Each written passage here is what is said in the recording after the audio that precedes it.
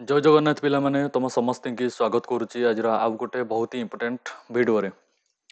तो पिला माने आज ये वीडियो रे आम डिस्कसन करदे कौन कि ओटीटी 2021 जेतिक भी क्वेश्चन पिला माने पढ़ी पेडागोजी जेतिक भी क्वेश्चन पड़ी सी मैथ पेडागोजी हो कि आमर इंग्लीश पेडागोजी हो कि ओडिया पेडागोजी हो कि इवीएस पेडागोजी हो जेतिक भी क्वेश्चन पड़ी ना आज आम भिडियो सबुत क्वेश्चन को आम बढ़िया से डिस्कसन करवा खाली पेडागोजी आउ अलग सब्जेक्ट आपर जिते बड़े एबे तो चलती ना फॉर्म फॉर्म अप्लाई चली ओटीटी 2025 फॉर्म अप्लाई चली 2025 फॉर्म अप्लाई चली पूर्वर मु यूट्यूब रे आपंकर जेतिक सब प्रीवियस ईयर पेडागोजी क्वेश्चन पचारि ओटीटी सब डिस्कसन करदेवी तापर है मैथर जी क्वेश्चन पचारि भी डिस्कसन करदेवी ओडिया ग्रामर इंग्लिश ग्रामर गोटे पूरा फुल वीडियो गोटे आनी सब प्रीवियस ईयर क्वेश्चन की नहीं भी डिस्कसन करदेवी ठीक अच्छे ना। तो आप टेंशन नियंतुनि जमा ओटीटी 2025 जेतिक प्रीवियस ईयर क्वेश्चन पचारि सब डिस्कसन करदेवी। द्वितीय जेतिक थियोरी पढ़ जेतिक थियोरी पढ़ पेडागोजी की नहीं भी मो यूट्यूब चैनल मोर पूरा फ्री रे आपको डिस्कसन करदेवी ठीक अच्छे। यही भिडियो पे आम करवा कौन कि जेतिक पेडागोजी क्वेश्चन पचारि आज माने 2021 मसीहार पेपर 1 जेतिक भी पेडागोजी क्वेश्चन पचारि पाखापाखि तो 70टा क्वेश्चन पचारि ना 70टा क्वेश्चन पाखापाखि पचारि 70टा जाक क्वेश्चन के आज पूरा भल से डिस्कसन भिडियो करदे ठीक अच्छे।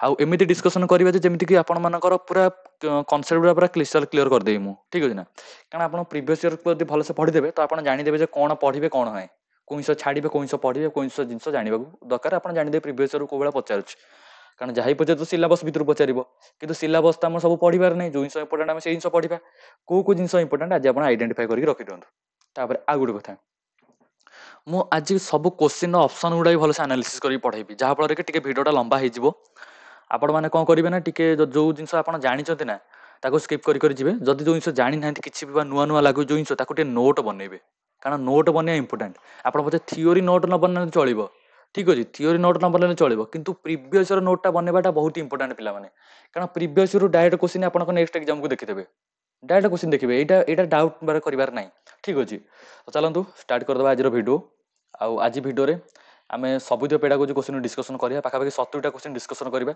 आपण मन थे सार 70टा क्वेश्चन कौड़े आसला आमर तो 30टा क्वेश्चन पड़ू पेडागोजी ठीक अच्छे ना कितु नाई पिला मैंने सेमती नुह 30टा क्वेश्चन नॉर्मल पेडागोजी पड़े पुणी सब्जेक्ट पेडागोजी आपंकर 10 10 10 आ गए 10 कौन कौन यहाँ ओडिया ओडिया पेडागोजी आ गए पड़े मैथ पेडागोजी आ गए आम पड़े कौन इंग्लीश पेडागोजी आ गए इवीएस ठीक अच्छे ना ये सबू 10 10टा लगे पेडागोजी क्वेश्चन पड़ो ठीक अच्छे ना तापर एतिक जब हम भलसे डिस्कसन करदे भी आपंकर आइडिया लगी आप केमी क्वेश्चन टैकल कर आइडिया भी आप जानते ठीक अच्छे ना ये भिडियोटा बहुत हेल्पफुल हम लास्ट टाइम देखूँ जहाँ भी टिके डाउट हो कमेंट सेक्शन करूँ कमेंट कमेंट करूँ कमेंट कले मुझे जानवी पिलाकर ये डाउट है कौन है नेक्स्ट ये जिन आपको क्लीयर करी ना कमेंट ही आपको क्लीयर करदेवी जब मत समय हुए ठीक अच्छे। चलतु स्टार्ट करवा गोटे मिनट आगे ये लिभेदे ठीक अच्छे ना देख पिला मैंने प्रथम क्वेश्चन कौन पचारि लिखी which of the provision under person with disability act 1995 ये जो 1995 रे गोटे एक्ट आसला पिला मैंने कौन पर्सन विथ डिजेबिलिटी एक्ट गोटे आसला 1995 रे पिला मैंने आमको क्वेश्चन पचारि ये जो पर्सन विथ डिजेबिलिटी एक्ट 1995 रे आसला आमर से कौन प्रोविजन थिला ये जिन मुझे पचारि कौन प्रोविजन थिला कि free education till 14 year of age एटा प्रोविजन थिला कि provision only for one language in curriculum for hearing impaired children एटा थिला कि provision of financial assistant in for regular attendance एटा थिला एतिक थिला कि पचारि। तो फास्ट आम जानिया दरकार एक्ट रे थिला कौन देखु प्रथम जिनस थिला बहुत जिनस थिला कि तुम आपको मेन जिन जो जिन क्वेश्चन एप्रोप्रिएट ताको कहि दोछि ठीक अछि ना ये एक्ट रे थिला जे आमर जेतिक सब आमर दिव्यांग छुआ माने नाहांती जो माने सब टिके शारीरिक विकलांग हो जो माने दिव्यांग छुआ माने जो माने अछंती से माने कोन फ्री आ कंपलसरी एजुकेशन 14 वर्ष जाए बा 14 ईयर जाए से माने पाइबे फ्री आ कंपलसरी एजुकेशन 14 वर्ष जाए पाइबे एई जिनसटा पिला माने सेथरे लेखा अछि ठीक अछि। तो आर आंसर हो पिला माने ए कौन आर आंसर हम कि फ्री एजुकेशन 14 ईयर एज जाए को पिला माने पाइबे दिव्यांग छुआ माने जो माने पर्सन विथ डिजेबिलिटी चिल्ड्रेन जो माने अछंती से माने पाइबे कौन फ्री आ कंपलसरी एजुकेशन 14 ईयर जाए एज ठीक अछि। ये जिनसटा थिला कौन पर्सन विथ डिजेबिलिटी एक्ट 1995 रे। चलंतु जिबा नेक्स्ट क्वेश्चन को पिला माने what is the name of the committee establish in 1958 रो 1959 रे pertaining टू वुमेन एजुकेशन ठीक अछि କେଉଁ କମିଟିଟା ଆମର ଏଷ୍ଟାବ୍ଲିଶ ହେଇଥିଲା କେତେରୁ କେତେ 1958 ରୁ 1959 ଯାଏଁ କେଉଁ କମିଟିଟା ଆମର ଏଷ୍ଟାବ୍ଲିଶ ହେଇଥିଲା ଯିଏକି ଓମେନ୍ ଏଜୁକେସନକୁ ବହୁତ ଗୁରୁତ୍ୱ ଦେଉଥିଲା। କେଉଁ କମିଟିଟା ପିଲାମାନେ ଏଷ୍ଟାବ୍ଲିଶ ହେଇଥିଲା? ପିଲାମାନେ ମନ ରଖନ୍ତୁ, ଓମେନ୍ ଏଜୁକେସନ ମାନେ ଉଠିଲା ମାନେ ଆପଣଙ୍କ ମୁଣ୍ଡକୁ ପଳେଇ ଆସିବା ଦରକାର ଦୁର୍ଗାବାଇ ଦେଶମୁଖ କମିଟି। ଏଇଟା ହେଲା ଆନ୍ସର ପିଲାମାନେ। ଦୁର୍ଗାବାଇ ଦେଶମୁଖ କମିଟି କୋଉ ଉପରେ ବେଶୀ ଫୋକସ୍ କରେ କି ଓମେନ୍ ଏଜୁକେସନ ଉପରେ ଫୋକସ୍ କରେ, ତାପରେ ଓମେନ୍ ଏମ୍ପାୱାରମେଣ୍ଟ ଉପରେ ବେଶୀ ଫୋକସ୍ କରେ। ଆଉ ଯୋଉ ଆମର ଯୋଉ ଓମେନ୍ ମାନେ ଅଛନ୍ତି ତାଙ୍କୁ କେମିତି ଫ୍ରି ଏଜୁକେସନ ଦିଆଯିବ, ତାଙ୍କୁ କେମିତି ଭୋକେସନାଲ ଲର୍ଣ୍ଣିଂ ଦିଆଯିବ, ସେସବୁ ଉପରେ ପିଲାମାନେ କିଏ ଫୋକସ୍ କରେ? ଆମର ଦୁର୍ଗାବାଇ ଦେଶମୁଖ କମିଟି ଫୋକସ୍ କରେ। ଖାସ କରି ତ ବେଶୀ ମହିଳାମାନଙ୍କ ପାଇଁ ଉପରେ ଫୋକସ୍ କରେ ଆଉ କଣ, ଠିକ ଅଛି। ଆଉ ଗୋଟେ ପିଲାମାନେ ଗୋଟେ ବହୁତ ଇମ୍ପୋର୍ଟାଣ୍ଟ ଜିନିଷ ଏଠି ଅଛି ପିଲାମାନେ, କୋଠାରୀ କମିଟି। କୋଠାରୀ କମିଟି ବା କୋଠାରୀ କମିଶନ, ଯଦି ଏମିତିଆ ଜିନିଷ ଯଦି ପଚାରି ଦିଏ ନା, ଆପଣଙ୍କ ମୁଣ୍ଡକୁ ଗୋଟେ ଜିନିଷ ହିଟ୍ କରିବା ଦରକାର। କଣ କି କୋଠାରୀ କମିଟି ଆମର ହେଇଥିଲା କେବେ? ପିଲାମାନେ ମନେ ରଖ, କୋଠାରୀ କମିଟି ଥିଲା 1964 ରେ। ଏଇଟା ନୋଟ୍ କରିକି ବନାନ୍ତୁ କାରଣ ବହୁତ ଇମ୍ପୋର୍ଟାଣ୍ଟ ପିଲାମାନେ। 1964 ରେ ଆମର କୋଠାରୀ କମିଶନ ହେଇଥିଲା। 1964 ରୁ କେତେ ଯାଏଁ ପିଲାମାନେ? 1966 ଯାଏଁ। 1966 ଯାଏଁ, ଠିକ ଅଛି। କୋଠାରୀ କମିଟି ଆମର ହେଇଥିଲା। ତାପରେ ପୁଣି କୋଠାରୀ କମିଟିକୁ ଆମର କିଏ ଫାଉଣ୍ଡିଂ କରିଥିଲେ ପିଲାମାନେ? ଏଇଟା ଯଦି ଆପଣ ମାନେ ଜାଣିନାହାନ୍ତି ଦେଖନ୍ତୁ, ଲେଖିଦିଅନ୍ତୁ ଖାତାରେ କି DS କୋଠାରୀ। DS କୋଠାରୀ ଆମର କଣ ଫାଉଣ୍ଡିଂ କରିଥିଲେ ପିଲାମାନେ? କୋଠାରୀ କମିଶନ ବା କୋଠାରୀ କମିଟି। ତାପରେ ଆଉ ଗୋଟେ, କୋଠାରୀ କମିଟିର ମାନେ ମେନ୍ ମୋଟିଭ ଆମର କଣ ଥିଲା କିଏ ଜାଣିଛି କୁହ? କୋଠାରୀ କମିଟିର ମେନ୍ ମୋଟିଭ ପିଲାମାନେ ମନେ ରଖ, କୋଠାରୀ କମିଟିର ମେନ୍ ମୋଟିଭ ଥିଲା ଆମର ମଲ୍ଟିଲିଙ୍ଗୁଆଲିଜମ ମାନେ ବା ମଲ୍ଟିଲିଙ୍ଗୁଆଲିଜମ ବା ଥ୍ରୀ ଲାଙ୍ଗୁଏଜ, ଠିକ ଅଛି। ଥ୍ରୀ ଲାଙ୍ଗୁଏଜ ବା ମଲ୍ଟିଲିଙ୍ଗୁଆଲିଜମ, ଠିକ ଅଛି। ଥ୍ରୀ ଲାଙ୍ଗୁଏଜ ବା ମଲ୍ଟିଲିଙ୍ଗୁଆଲିଜମ ଏ କୋଠାରୀ କମିଶନର ଆଉ ମାନେ ମେନ୍ ମୋଟୋ ଥିଲା, ଠିକ ଅଛି। ଆଉ ସେ କୋଉଥରେ ବେଶୀ ଏମ୍ଫାସାଇଜ କରୁଥିଲା ପିଲାମାନେ? କୋଉଥରେ ବେଶୀ ଏମ୍ଫାସାଇଜ କରୁଥିଲା ପିଲାମାନେ? ସେ କରୁଥିଲା ଇଣ୍ଟିଗ୍ରେଟେଡ ଏଜୁକେସନକୁ ବେଶୀ ଜୋର ଦଉଥିଲା। ଇଣ୍ଟିଗ୍ରେଟେଡ ଏଜୁକେସନ, ଠିକ ଅଛି। ମାନେ ସବୁ ମିଳିମିଶିକି ପଢିବା, ଠିକ ଅଛି। ବା ସବୁ ବର୍ଗର ଛୁଆ ଗୁଡାକୁ ଆମେ ମିଳିମିଶିକି ପଢେଇବା, ସେଇଟା କଣ? ଇଣ୍ଟିଗ୍ରେଟେଡ ଏଜୁକେସନ କୋଠାରୀ କମିଟିର ମେନ୍ ମୋଟୋ ଥିଲା। ଆଉ କିଏ କରିଥିଲେ ପିଲାମାନେ? ଆମର DS କୋଠାରୀ, ଠିକ ଅଛି। ତାପରେ ଆସନ୍ତୁ ପିଲାମାନେ, ଆଉ ଏଇଠି ଗୋଟେ କମିଟି ଲେଖା ହେଇଛି ପିଲାମାନେ, ମୁରଲୀଧର କମିଟି। ଏଇ ମୁରଲୀଧର କମିଟିଟାକୁ ପିଲାମାନେ ଆମର କିଏ ଏଷ୍ଟାବ୍ଲିଶ କରିଥିଲେ? ଠିକ ଅଛି। ଫାଷ୍ଟ କୁହନ୍ତୁ କେବେ ଏଷ୍ଟାବ୍ଲିଶ ହେଇଥିଲା, ତାପରେ କଥା ହେବା କିଏ ଏଷ୍ଟାବ୍ଲିଶ କରିଥିଲେ। ପିଲାମାନେ ମନେ ରଖନ୍ତୁ, ମୁରଲୀଧର କମିଟି ଆମର ଏଷ୍ଟାବ୍ଲିଶ ହେଇଥିଲା 1952 ରୁ 1953 ରେ ଆମର ମୁରଲୀଧର କମିଟି ଆମର ଏଷ୍ଟାବ୍ଲିଶ ହେଇଥିଲା। ଆଉ ତାକୁ ଆମେ ତାକୁ କିଏ ଏଷ୍ଟାବ୍ଲିଶ କରିଥିଲେ ପିଲାମାନେ? ମନେ ରଖନ୍ତି ପିଲାମାନେ, ଲକ୍ଷ୍ମଣ ସ୍ୱାମୀ ମୁରଲୀଧର, ଠିକ ଅଛି। ଲକ୍ଷ୍ମଣ ସ୍ୱାମୀ ମୁରଲୀଧର ଆମର କଣ ଏଷ୍ଟାବ୍ଲିଶ କରିଥିଲେ ପିଲାମାନେ? ମୁରଲୀଧର କମିଟି, ଠିକ ଅଛି। ତାପରେ ମୁରଲୀଧର କମିଟିକୁ ଆଉ ଗୋଟେ ଅଦରୱାଇଜ ଆଉ ଗୋଟେ ନାଁରେ ପିଲାମାନେ ଆମେ ଜାଣୁ, କଣ ଏଇଟା କିଏ କହିପାରିବ କୁହ? ମୁରଲୀଧର କମିଟି କି ପିଲାମାନେ ମନେ ରଖ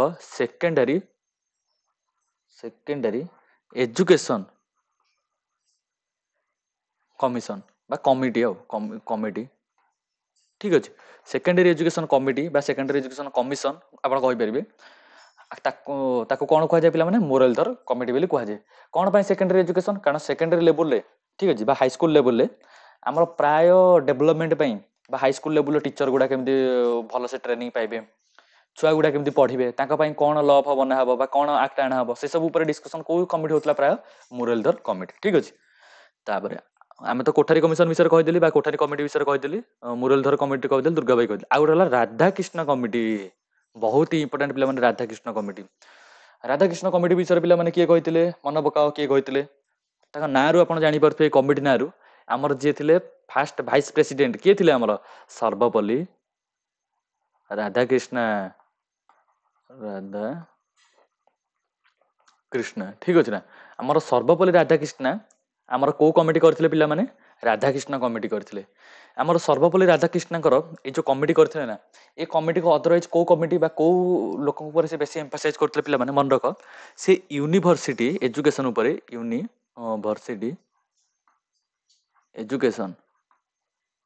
ୟୁନିଭର୍ସିଟି ଏଜୁକେସନ ଉପରେ ସେ ବେଶୀ ଏମ୍ଫାସାଇଜ କରୁଥିଲେ, ବେଶୀ ଜୋର ଦଉଥିଲେ, ଠିକ ଅଛି ନା। ତାପରେ ପିଲାମାନେ, ଆମ ସର୍ବପଲ୍ଲୀ ରାଧାକୃଷ୍ଣ ଆମର କେବେ କହିଲ ଭାଇସ୍ ପ୍ରେସିଡେଣ୍ଟ ହେଇଥିଲେ? କିଏ କହିବ? ଏଇଟା ଟିକେ ଜିକେ କୋଶ୍ଚିନ୍ ହେଇଗଲା, କହିଦେ ଆଉ ବେଶୀ ଆଲୋଚନା କରିବାନି, ଖାଲି ଗୋଟେ ଜିନିଷ ଆଲୋଚନା କରେ। କେବେ କେବେ ଭାଇସ୍ ପ୍ରେସିଡେଣ୍ଟ ହେଇଥିଲେ ପିଲାମାନେ କୁହ, ମନେ ପକାଅ। ପିଲାମାନେ ମନେ ରଖ, ଆମର 1962 ଯାଏଁ ଆମର ସର୍ବପଲ୍ଲୀ ରାଧାକୃଷ୍ଣ କ'ଣ ଥିଲେ? ଭାଇସ୍ ପ୍ରେସିଡେଣ୍ଟ ଥିଲେ। ତାପରେ ପ୍ରେସିଡେଣ୍ଟ ସେ କେବେ ହେଲେ ପିଲାମାନେ କୁହ? ତାପରେ ସେ ପ୍ରେସିଡେଣ୍ଟ କେବେ ହେଲେ ପିଲାମାନେ? ମନେ ରଖ 1962ରେ 1967ରେ 7 ଯାଏଁ ଗୋଟେ ମିନିଟ୍ ଏଇଟା 1967 ଯାଏଁ ସିଏ ଆମର କ'ଣ ହେଲେ ପିଲାମାନେ? ପ୍ରେସିଡେଣ୍ଟ ହେଲେ। ଠିକ୍ ଅଛି ନା? ଆଉ ଟିକେ ବେଶୀ ଆଲୋଚନା କଲେ ବହୁତ ଲମ୍ବା ହେଇଯିବ ପିଲାମାନେ ଭିଡ଼ିଓ। ଆମେ ଟିକେ ଟିକେ ଆଲୋଚନା କରି ବଢିବା, କାରଣ ଯଦି ଆମେ ପୁରା ଭଲସେ ଆଲୋଚନା କରିବା, ଯଦି ସବୁ କ୍ୱେଶ୍ଚିନ୍ କି ପୁରା ଡିଟେଲ ଆନାଲିସିସ୍ କରିବା ନା, ତ ଭିଡ଼ିଓ ଗଲା ଆଉ ବହୁତ ଲମ୍ବା ହେଇଯିବ। କିନ୍ତୁ ଆମେ ଚେଷ୍ଟା କରିବା ସବୁ ଜିନିଷ ଉପରେ ଆମେ ନଜର କରି ଆଗକୁ ବଢିବା। ଠିକ୍ ଅଛି, ଚାଲନ୍ତୁ ଯିବା ନେକ୍ସଟ କ୍ୱେଶ୍ଚିନ୍। ପିଲାମାନେ କ୍ୱେଶ୍ଚିନ୍ ଅଛି, in our state under multilingual education program. Multilingual education ମାନେ କ'ଣ ପିଲାମାନେ? MLE multilingual education. ଠିକ୍ ଅଛି, ମଲ୍ଟିଲିଙ୍ଗୁଆଲ ଏଜୁକେସନ ପ୍ରୋଗ୍ରାମରେ ଆମର କ'ଣ जो books have not been published in which of the following languages। ପିଲାମାନେ ଆମର MLE ପ୍ରୋଗ୍ରାମ ଯେତେବେଳେ ହଉନଥିଲା, ମଲ୍ଟିଲିଙ୍ଗୁଆଲ ଏଜୁକେସନ ବା ନିଜ ନିଜ ଲୋକାଲ ଭାଷାରେ ଆମେ ପାଠ ପଢିବା ପିଲାଙ୍କୁ, ଯୋଉ ପିଲାଟା ଯୋଉ ଟ୍ରାଇବରୁ ଆସିଛି ବା ଯୋଉ ଏରିଆରୁ ଆସିଛି, ଯାର ତାର କୋଉ ଟ୍ରାଇବାଲ ଲାଙ୍ଗୁଏଜ ଅଛି, ଆମେ ତାକୁ ସେଇ ଟ୍ରାଇବାଲ ଲାଙ୍ଗୁଏଜରେ ପଢେଇବା। ସେଥିପାଇଁ ଆମର କ'ଣ ହେଇଥିଲା, ସରକାର ଆମର କ'ଣ କରିଥିଲେ କି ସେଇ ଲାଙ୍ଗୁଏଜରେ ବୁକକୁ ଟ୍ରାନ୍ସଲେଟେଡ କରିକି ତାଙ୍କ ପାଖକୁ ବା ତାଙ୍କୁ ପଠାଇଥିଲା ବା ତାଙ୍କୁ ପଢାଇଥିଲା। ଠିକ୍ ଅଛି ନା? ଏଇଟା ହେଲା ପିଲାମାନେ କ'ଣ ମଲ୍ଟିଲିଙ୍ଗୁଆଲ ଏଜୁକେସନ। ତ କ୍ୱେଶ୍ଚିନ୍ ପଚାରିଛି କୋଉ ଲାଙ୍ଗୁଏଜରେ ଆମର ବୁକ୍ ପବ୍ଲିଶ ହେଇନଥିଲା।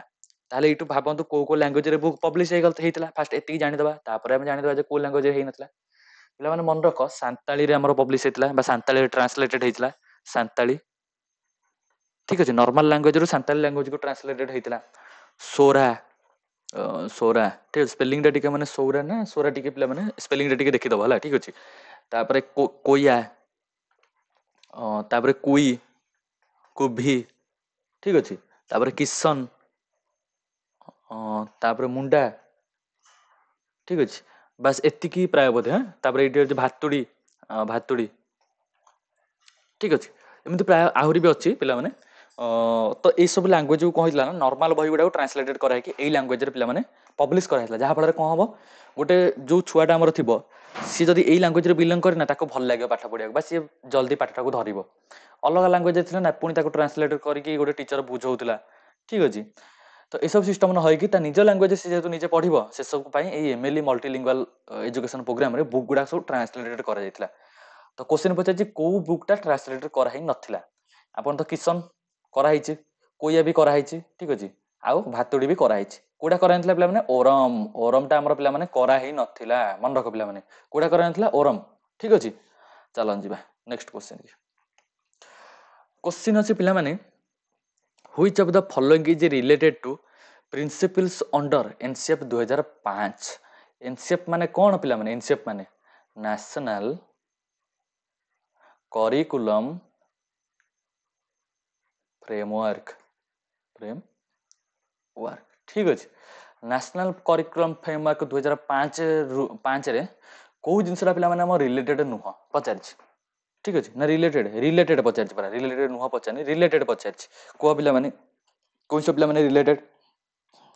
ପିଲାମାନେ ଦେଖ, student acquire knowledge in their own way. ପିଲାମାନେ ତାଙ୍କ ନିଜ ହିସାବରେ ନଲେଜକୁ ଆକ୍ୱାର କରନ୍ତି। ଏଇ ଜିନିଷ ଠିକ୍ ହବ, ଆନ୍ସର ହବ। ଠିକ୍ ଅଛି ନା? କିନ୍ତୁ ଅପସନ ଗୁଡ଼ା ଶବ୍ଦ ପଢିଦବା ପିଲାମାନେ। ଆଉ କ'ଣ ଅଛି? Wrote learning results in long retention. ପିଲାମାନେ ଏଟା ଭୁଲ। ଯୋଉଠି ବି ରୋଟ୍ ଲର୍ଣ୍ଣିଂ ଲେଖା ଯାଇଥିବ ନା, ଆମର ଏଇ ଅପସନ ହିଁ ଭୁଲ। କାରଣ ଆମର ଏଜୁକେସନ ବା ଆମେ ଯୋଉ ପେଡାଗୋଜି ପଢୁଛେ, ସେଇଥିରେ କଦାପି ବି ଆମର ରୋଟ୍ ଲର୍ଣ୍ଣିଂକୁ ପ୍ରମୋଟ କରାଯାଇ ନାହିଁ। ଠିକ୍ ଅଛି, ତାପରେ student unable to learn better asking question to teacher. Student ମାନେ ଯେତେବେଳେ ଟିଚର ମାନଙ୍କୁ କ୍ୱେଶ୍ଚିନ୍ ପଚାରିବେ, ସେ ବେଟର ଲର୍ନ କରିପାରିବେ ନାହିଁ। ଏଇଟା କେବେ ହେଇଛି? ଯେତେ ସିନା ପିଲାଟା ପାର୍ଟିସିପେଟ କରିବ, କ୍ୱେଶ୍ଚିନ୍ ପଚାରିବ, ସେତେବେଳେ ଯାଇକି ସିନା ସେ ଲର୍ନ କରିବ। ସେ ଲେଖିଛି ଅନଏବୁଲ ଟୁ ଲର୍ନ, ଏଇଟା ଭୁଲ ହବ ପିଲାମାନେ। ତାପରେ problem solving approach help ଆକ୍ୱାରିଂ knowledge. ଯଦି ପ୍ରୋବ୍ଲେମ ସଲଭିଂ ଆପ୍ରୋଚ ଅଛି, ତାହେଲେ ଆକ୍ୱାରିଂ ନଲେଜରେ ଏଇ ଜିନିଷଟା ହେଲ୍ପ କରିବ କି ନାହିଁ ପିଲାମାନେ? ଏଇଟା ବି ଆନ୍ସର ଠିକ୍ ହବ। ତ ଆପଣ ଏଇନା ମନେ କର, ସାର୍ ଆପଣଙ୍କୁ କହିଲେଣି ଦିଟା ଆନ୍ସର ଠିକ୍ ଅଛି। ପିଲାମାନେ ଆପଣ ଦେଖୁନାହାନ୍ତି, ଦିଟା ଆନ୍ସର ଏଇଠି ଠିକ୍ ଅଛି। ତ ଏଇଥିରେ ଆପଣଙ୍କୁ କ'ଣ ମିଳିବ? ଗ୍ରେସ୍ ମାର୍କ ମିଳିବ। ଠିକ୍ ଅଛି, ଆଉ ଯୋଉମାନେ 2021ରେ ଏଇ କ୍ୱେଶ୍ଚିନଟାର ଆଇଦର A କି B କି ଯାହା ମାରିଥିଲେ, ଏଇଟା ତମକୁ ଗ୍ରେସ୍ ମିଳିଥିବ। ଠିକ୍ ଅଛି ନା? ଚାଲନ୍ତୁ ଯିବା ନେକ୍ସଟ କ୍ୱେଶ୍ଚିନ୍ କି। What was the recommendation made for national education policy. ବା କୋଉ ରେକମେଣ୍ଡେସନ, ଆଗ କ୍ୱେଶ୍ଚିନଟା ପଢିଦେବା। What was the recommendation made for National Education Policy in 1986 related to integrated education?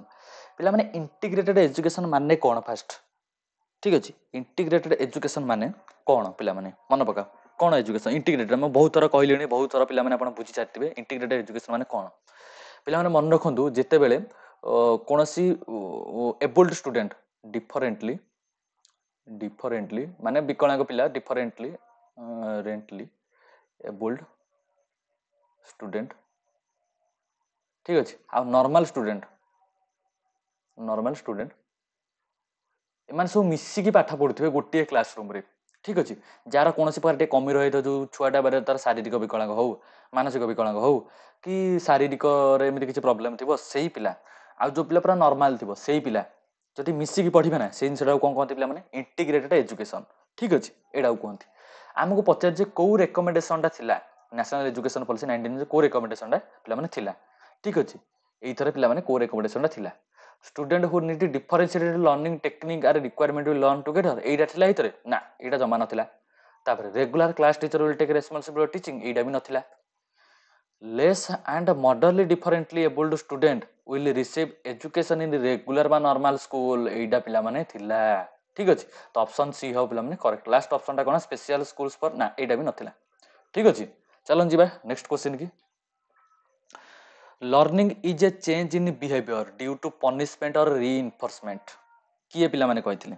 मन पकाओ पनिशमेंट बा रीइनफोर्समेंट माने कोन कोहा फर्स्ट रीइनफोर्समेंट माने पिला माने ला प्रशंसा ठीक अच्छे प्रशंसा है पिला माने रीइनफोर्समेंट माने प्रशंसा करबा ताकर तारीफ कर दवा पिला मानकू बा पिला मानकू टिके पॉजिटिव रीइनफोर्समेंट माने गोटे पिलाटे जदी कोन टिके ठीक कर दवा आंसर जदी ठीक कर दवा ताको यार बाबरे भलो पिला एई सब जिंस जो सब रुहे ना एटा सब वाला रीइनफोर्समेंट ठीक अच्छे ये जो रीइनफोर्समेंट आ पनिशमेंट आमर लर्निंग रे जो बिहेवियर टा आमर चेंज करे बेटा किए कहथिले पिला माने किए कहथिले किए बिहेवियरिस्टिक आको भितरु स्किनर बीएफ स्किनर कहथिले से जने बिहेवियरिस्टिक कोन कहथिले कि लर्निंग टा चेंज करिवो कोन बा लर्निंग चेंजेस केमिति हबो पनिशमेंट देले बा रीइनफोर्समेंट देले लर्निंग जो सॉरी बिहेवियर टा चेंज हबो गोटे पिलार कोन कले पनिशमेंट देले बा रीइनफोर्समेंट देले ठीक अछि चलन जीवा नेक्स्ट क्वेश्चन की पिला माने आमर क्वेश्चन अच्छी कड़टी which of the following is not a educational implication of constructivism गोटे कंस्ट्रक्टिविज्म माने आप जानते ना जाना कौन कारण पेडागोजी जब आप पढ़ुଛନ୍ତି कंस्ट्रक्टिविज्म माने तो सियोर जानते ना निज नॉलेज को निजे कंस्ट्रक्ट करवा एक्टिविटी थ्रू रे मिसिबा एक्सपेरिमेंट करके शिखिबा ठीक अच्छे ये सब जिनस कौन कंस्ट्रक्टिविज्म ठीक अच्छे क्वेश्चन पचार कौटा गोटे एजुकेशन इम्प्लीकेशन नुह कंस्ट्रक्टिविज्म को लेकिन ठीक अच्छे चलते पढ़ा creating scope for self analysis कौन आम सेल्फ एनालिसिस करने स्कोप तैयारी करवा सियोर करवा कौन करवा कारण गोटे पिला जदि निजे निजक एनालिसिस कर तो सी बेटर शिखिब देखा जे साला मुझे जिनसा भूल करुच्ची बुझ ना तो सी बेटर शिखिब तापर inspire child to frame question गोटे पिला जदि निजे क्वेश्चन तैयारी कर दउची माने से पिलार माइंड स्टेट केते डेभलप होई तार लर्निंग तो एटा भी हम पिला माने एटा भी आंसर हम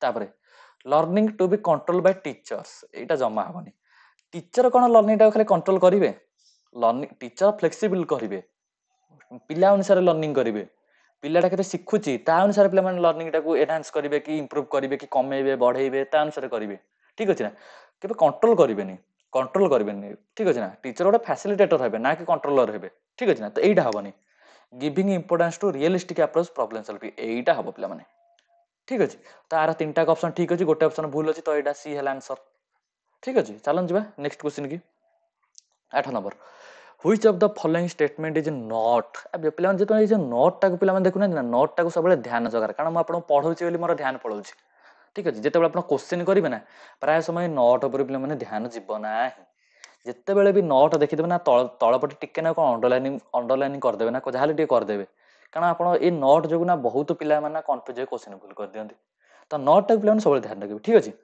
ए जिंस हमर भलो से मन रखिबे तापर which of the following statement is not true about development को नेके को जिंस ठीक न कोडा ठीक न पिला माने को development proceed more rapidly in yearly years of life छोटा पिला मानकर जल्दी डेवलपमेंट हुए कि ठीक अछि एटा तो ठीक अछि हमर not हबनी Etah development occurs in different for different parts of body ठीक अच्छे यहाँ भी ठीक हम आंसर डेवलपमेंट कज बाय हेरिडिटी बोपा हेरिडिटी आम जमा नुह डेवलपमेंटा कज हुए केमिति बोथ हेरिडिटी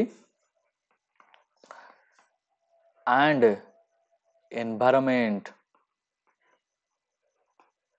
ठीक अच्छे जो मैंने मो थियोरी क्लास करुच से जिनसा ना भारी सहज लगुव कारण मैं बहुत थर सब जिनसा बहुत बढ़िया से बुझाऊँ ठीक अच्छे ना तो थियोरी क्लास गुड़ा भलसे कंप्लीट कर आमर जो रहा एमसीक्यू जो सब प्रीवियस ईयर फ्री करूँ भी भलसे कंप्लीट कर देखा कि ओटीटी क्लीयर हेनी ओटीटी 2 थर 3 थर 10 थर क्लीयर हम ठीक अच्छे ना चलते development follows an orderly sequence हुए डेवलपमेंट ठीक अच्छे ना फास्ट गोटे जिन डेवलप हम तापर आउ गोटे जिन डेवलप हम ठीक अच्छे चलो जा नेक्स्ट क्वेश्चन पे यार आंसर पे कौन सी हम यार आंसर ठीक अच्छे 8 नंबर आंसर है सी जितक भी पे क्वेश्चन कर आग तुम निजे थे ट्राए कर ठीक अच्छे आग निजे क्वेश्चन ट्राए कर तापर मुझे आंसर तुम कहूँ तुम देख तुम केतटा ठीक हो भूल हो निजे करवाटा फास्ट इंपोर्टाट कारण निजे नकले निजे शिखब केमती आग गोटे जिन यार सब तो नोट्स बनाओ ठीक अच्छे जदि तुम नोट्स न बनाओ ना बहुत पछे जीव कारण प्रीवियस ईयर बहुत इंपोर्टाट मो Telegram channel already theory notes देती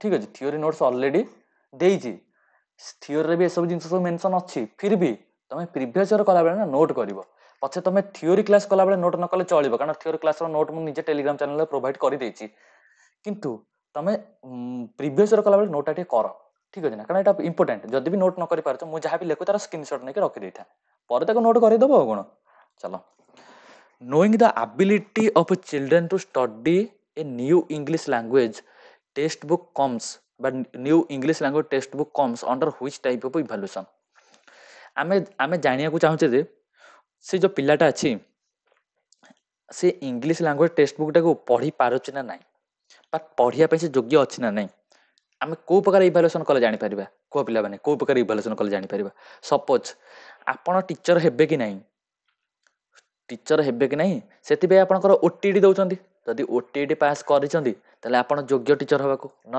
अयोग्य ठीक अच्छे तो जो ओटीटी पास कर कि न कर कौ टाइप इवालुएशन पिला माने ठीक अच्छे आप जो जूनियर टीचर जो एग्जाम देवे जेटी एग्जाम जो आगे आस जूनियर टीचर एग्जाम जो आसू देवे यहाँ कि प्रकार इवालुएशन पिला माने मन रखा पिला प्लेसमेंट इवालुएशन आपन से काम ठीक थी ओटीटी ओटीटी आप क्लीयर करने एक्चुअली योग्यटी से सब जिन आप कौ इवालुएशन कौ इवालुएशन आम करवा आम प्लेसमेंट इवालुएशन करवा जहाँफल आम जापर मो छुआटा सी भल से ओटीटी क्लीयर कर कि नहीं ठीक अच्छे ना तापर आउ गोटे पिला माने अच्छी फॉर्मेटिव इवालुएशन फॉर्मेटिव इवालुएशन पिला माने आम केतेबेले करू मन पकाओ फॉर्मेटिव इवालुएशन पिला माने क्लास रे पढ़ेबा समय फॉर्मेटिव इवालुएशन करू केमिति सपोज मु गोटे गोटे जिनसटा तुमको पढ़ाऊँ तापर तुम पचारि पिला माने एटा बुझिल कि नहीं बुझिपाइल टी यहाँ पे मैंने फॉर्मेटिव इवालुएशन ठीक अच्छे आउ गोटे पिला माने डायग्नोस्टिक इवालुएशन माने कौन देखा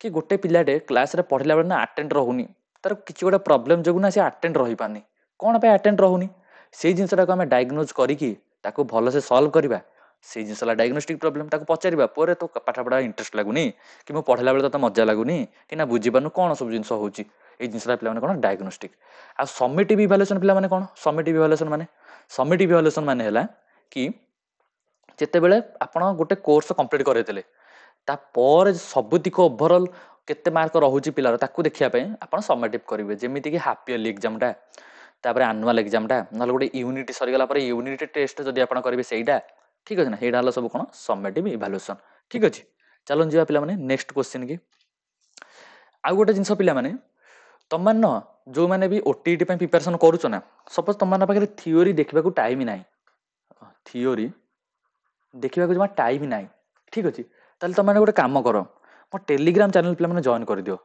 ठीक अच्छे बेसी टंका नुह पे 100 टकर तुम लाइफ टाइम सब्सक्रिप्शन 100 टकर तो आजिकल गोटे बिरियानी भी होनी बिरियानी भी आजिकल डेट्रे 100 टका भी होनी ठीक अच्छे ना तो 100 टका तुम लाइफ टाइम सब्सक्रिप्शन माने जिते जाए टेलीग्राम चैनल अच्छी ना से तुम चैनल सब्सक्राइब माने से चैनल तुम रही पढ़ी पार ठीक अच्छे आ खाली ये जो ओटीटी बोली नुह तुम आग को जीतिक भी ओ डबल एसी ओ ट्रिपल एसी कि बीएससी जो भी एग्जाम कंडक्ट करे ना टीचिंग हो नॉन टीचिंग हो कि बहुत सारा बढ़िया बढ़िया एग्जाम हो सब एग्जाम ना नोट्स गुड़ा प्रोवाइड करे ଆଉ ତା ସହ ସବୁତକ ପ୍ରିଭିୟସ୍ ଇୟର କୋଶ୍ଚିନ୍ ଉପରେ ପୁରା ଟାଇପ୍ ଫାଇପ୍ କରି ପୁରା ପ୍ରିଭିୟସ୍ ଇୟର କୋଶ୍ଚିନ୍ ତମକୁ ଦେଇଦିଏ। ଆଉ କ'ଣ ଦରକାର ପିଲାମାନେ, ଗୋଟେ ଏକ୍ଜାମ୍ କ୍ଲିୟର କରିବା ପାଇଁ ଆଉ କ'ଣ ଦରକାର? ଯଦି ଏତିକ ଯଦି ତମ ପାଖରେ ଯଦି ପୁରା ଆଭେଲେବୁଲ୍ ହେଇଯାଉଛି ତ ଜଏନ୍ କର, ବହୁତ ବେନିଫିଟେଡ୍ ହବ। ଆଉ ଯଦି ଏବେ ମାନେ ଯଦି ଥିଓରି ପଢ଼ିବାକୁ ଟାଇମ୍ ନାହିଁ ନା, ତାହେଲେ ତମର ମୁଁ ଯେଉଁ ଓଟିଇଟିର ଗୋଟେ ଥିଓରି ନୋଟ୍ସ ତମକୁ ପ୍ରୋଭାଇଡ଼ କରିଦେଇଛି ନା, ସେଇଥିରେ ନା ସବୁ ଜିନିଷ ଇନକ୍ଲୁଡେଡ୍ ଅଛି। ତାକୁ ଖାଲି ଥରେ ଲେଖା ପଢ଼ିଦେବ ବା ବାର ସକାଳୁ ଉଠିକି 2 ଘଣ୍ଟା ରିଭିଜନ୍ କରିଦେବ, ପ୍ରିଭିୟସ୍ ଇୟର କୋଶ୍ଚିନ୍ ଗୁଡ଼ା ପ୍ରାକ୍ଟିସ୍ କରିଦେବ, ତାର ନୋଟ୍ସକୁ ରିଭାଇଜ୍ କରିଦେବ। ଆଉ ମୁଁ ଯେତିକ କୋଶ୍ଚିନ୍ ପ୍ରାକ୍ଟିସ୍ କରାଉଛି ୟୁଟ୍ୟୁବରେ ତାକୁ ବି ପୁରା ଫ୍ରିରେ ତ ସବୁ କରାଉଛି ନା, ତାକୁ ବି ବସିକି ପ୍ରାକ୍ଟିସ୍ କରିଦେଇ ତାର ବି ନୋଟ୍ସକୁ ରିଭାଇଜ୍ କରିଦେବ। ବାସ୍ ଏତିକି କର ଓଟିଇଟି ଏକ୍ଜାମ୍ ଯାଏଁ। ଓଟିଇଟି ଏକ୍ଜାମ୍ ଯାଏଁ ଏତିକି ତ କର। ଏତିକି କଲେ ବା ତମର ଆରାମସେ କ୍ଲିୟର ହେଇଯିବ। ଆଉ କେତେ ମାର୍କ ପେଡାଗୋଜିର ପଡୁଛି କି? ପେଡାଗୋଜିର ପଡୁଛି 70 ମାର୍କ। ତମେ 70ରୁ 60 ରଖ। ଆରେ 70ରୁ 60 ରଖ। ଆଉ 60 ରଖିଦେଲେ ତମର ଆଉ ରହିଲା କେତେ ମାର୍କ କ୍ୱାଲିଫାଏ କରିବାକୁ? ଆଉ 15 ମାର୍କ ଦରକାର କ୍ୱାଲିଫାଏ କରିବାକୁ। 15 ମାର୍କ ହେଲେ ତମ ଓଡ଼ିଆ ଆଉ ଇଂଲିଶ ପ୍ୟାସେଜର ପରା 20ରୁ 20 ରହିବ। ସେଇଟା ତ ଗୋଟେ ମାର୍କ କ୍ୟାନସଲ୍ କରିବାର ନାହିଁ ନା। ଆଉ ବାକି ଯୋଉ ରହିଲା ତମର ସବଜେକ୍ଟରେ ମ୍ୟାଥ୍ ହଉ, ମ୍ୟାଥ୍ ତମକୁ ଗୋଟେ ଆଣିବି ଗୋଟେ ମାରାଥନ୍ ଭିଡ଼ିଓ ମ୍ୟାଥ୍ରେ ସବୁତିକ ପ୍ରିଭିୟସ୍ ଇୟର ଯେତିକ କୋଶ୍ଚିନ୍ ହେଇଛି ସବୁତିକ କମ୍ପ୍ଲିଟ୍ କରେଇଦେବି। ତ ମ୍ୟାଥ୍ ତମର ଆରାମସେ 5-10 ରହିଯିବ। ଠିକ୍ ଅଛି ନା। ତାପରେ ରହିଲା କ'ଣ ଇଭିଏସ୍। ଆଉ ଇଭିଏସ୍ ପାଇଁ ବି ଗୋଟେ ମାରାଥନ୍ ଗୋଟେ ଆଣିବା ଭାରି। ଆଉ କ'ଣ ପ୍ରିଭିୟସ୍ ଇୟର ଯେତିକି ତାକୁ ମାରାଥନ୍ କରିଦେବା, ଆଉ ତାକୁ ଭଲସେ ବୁଝେଇଦେବା, ସଇଲାଟି। ଆଉ ତମେ ଆରାମସେ କ୍ୱାଲିଫାଏ ହେଇଯିବ। 75 ମାର୍କ ତ କେତେ ମାର୍କ କି 75 ମାର୍କ। ଠିକ୍ ଅଛି ନା। ତ ତମେ ଥିଓରି ନୋଟ୍ସଟା ତମ ପାଖରେ ରହିବା ଦରକାର ସବୁ ସବଜେକ୍ଟର। ଯଦି ଅଛି ନା ତାହେଲେ ତମେ କୋଉଠି ହାରିବନି। ଠିକ୍ ଅଛି, ଚାଲ ଯିବା। ଏଇ କୋଶ୍ଚିନ୍ଟା ଆମର ଆନ୍ସର କରିଥିଲା ନା କରିନେ? ଆନ୍ସରଟା କରିନେ। ଗୋଟେ ମିନିଟ୍ ତାକୁ ଇରେଜ୍ କରିଦିଅ, ତାର ଆନ୍ସରଟା କରିବା। ଗୋଟେ ମିନିଟ୍। ପିଲାମାନେ କୋଶ୍ଚିନ୍ ଅଛି, ଗୋଟେ student suffering from cerebral palsy requires which teaching method. ଯଦି ଗୋଟେ ଛୁଆଟେ ଆମର ସେରେବ୍ରାଲ୍ ପାଲାସିରେ ତାକୁ ରୋଗ ହେଇଛି ବା ସେରେବ୍ରାଲ୍ ପାଲାସି ତାର ଜନ୍ମ, ଏଇଟା ଗୋଟେ ଜନ୍ମଗତ ରୋଗ ନା ସେରେବ୍ରାଲ୍ ପାଲାସି, ଯଦି ତାକୁ ହେଇଛି ବା ତାକୁ ସେ ସଫର କରୁଛି ସେରେବ୍ରାଲ୍ ପାଲାସିରେ, ତ ଆମେ ତାକୁ କୋଉ ଭଳିଆ ଟିଚିଂ ମେଥଡ଼ ପିଲାମାନେ ଦେବା? ତାକୁ ଆମେ ଓରାଲ୍ ମେଥଡ଼ ଦେବା କି? ତାକୁ ଆମେ ପ୍ଲେ ୱେ ମେଥଡ଼ ଦେବା କି? ତାକୁ ଆମେ ପ୍ରୋଜେକ୍ଟ ମେଥଡ଼ ଦେବା କି? ତାହେଲେ ତାକୁ ରୋଲ୍ ପ୍ଲେ ମେଥଡ଼ ଦେବା। ଠିକ୍ ଅଛି। ଫାର୍ଷ୍ଟ ଆମେ ବୁଝ ସେରେବ୍ରାଲ୍ ପାଲାସି ହୋଇଥାଏ କ'ଣ। ପିଲାମାନେ ତମେ ଗୋଟେ ମନେ ପକାଅ, ଗୋଟେ ମୁଭି ଥିଲା ଆମର ତାରେ ଜମିନ୍ ପର। କିଏ ଦେଖିଛି ପିଲାମାନେ? ବଢ଼ିଆ ମୁଭିଟେ। ମୁଭିଟା ନାଁ ହେଲା ତାରେ ଜମିନ୍ ପର। ଠିକ୍ ଅଛି ନା। ଏଇ ମୁଭିଟା ଅଛି, ହିରୋ ଆମର କିଏ କହିଲ? ଅମିର ଖାନ୍। ଠିକ୍ ଅଛି, ବଢ଼ିଆ ମୁଭିଟେ ଅଛି। ସେଇଥିରୁ ପିଲାମାନେ ଗୋଟେ ଛୁଆଟେ ଥିଲା, ତା ନାଁ ହେଲା ନିଶାନ ଅବସ୍ଥି। ଇଶାନ ନା ନିଶାନ, ମୁଁ ଟିକେ ନାଁଟା ଟିକେ କନଫ୍ୟୁଜ୍ ହେଉଛି କାରଣ ବହୁତ ଦିନ ହେଲା ଦେଖିବାର। ସେ ଗୋଟେ ଛୁଆଟେ ଥାଏ। ସେ ଛୁଆଟା କ'ଣ ନା, ଏ କୁ ଯଦି ଏଟା ଏମିତି ଲେଖା ହେଇଥିବ ତାକୁ ଦେଖାଯାଉଥିବ ଏମିତି, ଏମ୍ ଟା ଯଦି ଏମିତି ଲେଖା ହେଇଥିବ ତାକୁ ଦେଖାଯାଉଥିବ ଏମିତି। ଠିକ୍ ଅଛି ନା। ମାନେ ସବୁ ଜିନିଷ ଉଲ୍ଟା ପାଲ୍ଟା ଦେଖାଯାଉଥିବ। ତା ଖାତାରେ ତା ନମ୍ବର ଗୁଡ଼ା, ସଂଖ୍ୟା ଗୁଡ଼ା, ଅକ୍ଷର ଗୁଡ଼ା ତାକୁ ଉଲ୍ଟା ପାଲ୍ଟା ଦେଖାଯାଉଥିବ। ତ ସେ ଯୋଗୁଁ ସେ ବହୁତ ସଫର କରୁଥିବ ପିଲାଟା। ବହୁତ ମାନେ ସେ ନା କାହାକୁ ଜଣେଇ ପାରୁଥିବ, ନା କାହାକୁ ବା ନିଜେ ତା ବାପା ମାଆକୁ ବୁଝେଇ ପାରୁଥିବ, ନା ତା ଟିଚରଙ୍କୁ ବୁଝେଇ ପାରୁଥିବ। ଠିକ୍ ଅଛି ନା। ତ ସେଇଟା ଗୋଟେ ପ୍ରକାର ସେରେବ୍ରାଲ୍ ପାଲାସି। ଆଉ ଗୋଟେ ଜିନିଷ କ'ଣ ସେରେବ୍ରାଲ୍ ପାଲାସି, ଆଉ କାହାକୁ କହିବା? ପିଲାମାନେ ଦେଖିଥିବ ଗୋଟେ ଛୁଆ ଥିବ, ତାଙ୍କର ହାତ ଗୋଡ଼ କାମ କରୁନଥିବ, ଆଉ ତାଙ୍କର ମାନେ ମୋଟର ଡିଜାବିଲିଟି ବା ହାତ ଗୋଡ଼ କାମ କରୁନଥିବ, ହ୍ୱିଲ୍ ଚେୟାରରେ ଯିବା ଆସିବା କରୁଥିବେ। ଠିକ୍ ଅଛି ନା। ତ ସେମାନେ କ'ଣ ବହୁତ କମ୍ ବୁଝିବେ, ମାନେ ବହୁତ ସ୍ଲୋ ଲର୍ଣ୍ଣର, ମାନେ ତାଙ୍କୁ ଟିକେ ବହୁତ ମାନେ ଟିକେ ଏଫର୍ଟ ଦେବା ଦରକାର। ତାଙ୍କୁ ଜିନିଷଟା ବୁଝିବା ପାଇଁ ଟିକେ ଏଫର୍ଟ ଦେବା ଦରକାର, ମାନେ ଟିକେ ଭଲସେ ଟିକେ ବୁଝେଇବା ଦରକାର। ତ ସେଇଭଳିଆ ଷ୍ଟୁଡେଣ୍ଟ ମାନଙ୍କୁ ଆମେ କୋଉ ଟିଚିଂ ମେଥଡ଼ ପିଲାମାନେ ପଢ଼େଇଲେ ସେମାନେ କ'ଣ ନା ଭଲସେ ବୁଝିବେ ବା ଭଲସେ ସେ ଜିନିଷଟାକୁ ଗ୍ରହଣ କରିପାରିବେ? କୁହ ପିଲାମାନେ, କୋଉ ଜିନିଷଟା କଲେ ଗ୍ରହଣ କରିପାରିବେ ପିଲାମାନେ? ସମସ୍ତେ କମେଣ୍ଟରେ ଆନ୍ସର ଦିଅ। ପିଲାମାନେ, ଆର ଆନ୍ସର ହେଲା ପ୍ଲେ ୱେ ମେଥଡ଼। ଯଦି ତମେ ତାକୁ ମାନେ ପ୍ଲେ ୱେ ମେଥଡ଼ ଯଦି ତାକୁ ପଢ଼େଇବ, ଏଇ ସେରେବ୍ରାଲ୍ ପାଲାସି ବା କୌଣସି ଡିଫରେଣ୍ଟ ଏବୁଲ୍ଡ ଷ୍ଟୁଡେଣ୍ଟ ଯୋଉମାନଙ୍କର ଟିକେ କମ୍ ୱେରେ ବୁଝନ୍ତି, ତାଙ୍କର ଆଟେନସନ୍ ସ୍ପାନ୍ ନଥାଏ ବା ସେମାନେ ଆଟେଣ୍ଡ ହେଇକି ବହୁତ ଲମ୍ବା କ୍ଲାସ୍ ଗୁଡ଼ା ଦେଖିପାରିବେ ନାହିଁ, ସେମାନଙ୍କୁ ଆପଣମାନେ ପ୍ଲେ ୱେ ମେଥଡ଼ ବା ଟିକେ ବ୍ରେକ୍ ନେଇକା ଟିକେ ହସ ଖେଳ ବାହାର ଜିନିଷ କନେକ୍ଟ କରି ଯଦି ଆପଣମାନେ ତାକୁ ପଢ଼େଇବେ, ଦେନ୍ ସେ ପିଲାଟା ବହୁତ ଭଲସେ ବୁଝିବ ବା ସେଇ ଟିଚିଂ ମେଥଡ଼ ସେମାନେ ଭଲସେ ବୁଝିବେ। ଚାଲ ଯିବା ନେକ୍ସଟ। ଗୋଟେ ମିନିଟ୍, ଚାଲନ୍ତୁ ଯିବା ନେକ୍ସଟ କ୍ୱେଶ୍ଚିନ୍ କି। If a learner not interested in mathematics is forced to study the subject, then the learning is not fruitful. ठीक ଅଛି ନା। This is by which law of Thorndike? ଗୋଟେ ପିଲାଟେ ଅଛି, ତାର ଟୋଟାଲି ମ୍ୟାଥମେଟିକ୍ସ ପଢ଼ିବା ପାଇଁ ସେ ଇଣ୍ଟରେଷ୍ଟ ହିଁ ନେଉନି। ଠିକ୍ ଅଛି। ଆଉ ତାକୁ ପୁରା ଫୋର୍ସ କରିକି ସେ ସବଜେକ୍ଟଟାକୁ ପଢ଼ା ହେଉଛି। ତାହେଲେ ମାନେ କୋଉ ଲ, ଏଇଟା ଲ ଅଫ୍ ଥଣ୍ଡାଇଙ୍କର କୋଉ ଲ ଏଠି ଆପ୍ଲିକେବୁଲ୍ ହେଉଛି ପିଲାମାନେ କୁହ? କୋଉ ଲ ହେଉଛି? ତମେ ଭାବ ଥରେ, ଗୋଟେ ପିଲାଟାର ଇଣ୍ଟରେଷ୍ଟେଡ୍ ନାହିଁ। କ'ଣ ପାଇଁ ଇଣ୍ଟରେଷ୍ଟେଡ୍ ନାହିଁ ପିଲାମାନେ? ସେ ମ୍ୟାଥମେଟିକ୍ସ ପଢ଼ିବା ପାଇଁ ଆଇଦର ସେ ବୁଝୁନଥିବ ମ୍ୟାଥମେଟିକ୍ସଟାକୁ, ନହେଲେ ତା ମନରେ ଗୋଟେ ଫୋମୋ କ୍ରିଏଟ୍ ହେଇଯାଇଛି କି ମ୍ୟାଥମେଟିକ୍ସଟା ବହୁତ ହାର୍ଡ଼, ମୁଁ ବୁଝିପାରୁନି ମ୍ୟାଥମେଟିକ୍ସ। ଠିକ୍ ଅଛି ନା। ଏମିତି ବହୁତ ପିଲା ଅଛନ୍ତି ଯୋଉମାନଙ୍କର ପେଡାଗୋଜି ସହ ଫୋମୋ, ସେମାନେ ପେଡାଗୋଜି ବୁଝିପାରୁନାହାନ୍ତି। ଠିକ୍ ଅଛି ନା। ତ ସେମାନେ କ'ଣ ଅଛନ୍ତି ବା ସେମାନେ କୋଉ ଲ ଏବେ ଅଛନ୍ତି? ସେ ଥଣ୍ଡାଇଙ୍କର କୋଉ ଲ ଏଠି ଫଲୋ ହେଉଛି? ପିଲାମାନେ ମନେ ରଖନ୍ତି, ଲ ଅଫ୍ ରେଡିନେସ୍ ଫଲୋ ହେଉଛି। କାରଣ ସେ ରେଡି ହିଁ ନାହିଁ ପିଲାଟା ବୁଝିବା ପାଇଁ ମ୍ୟାଥମେଟିକ୍ସ।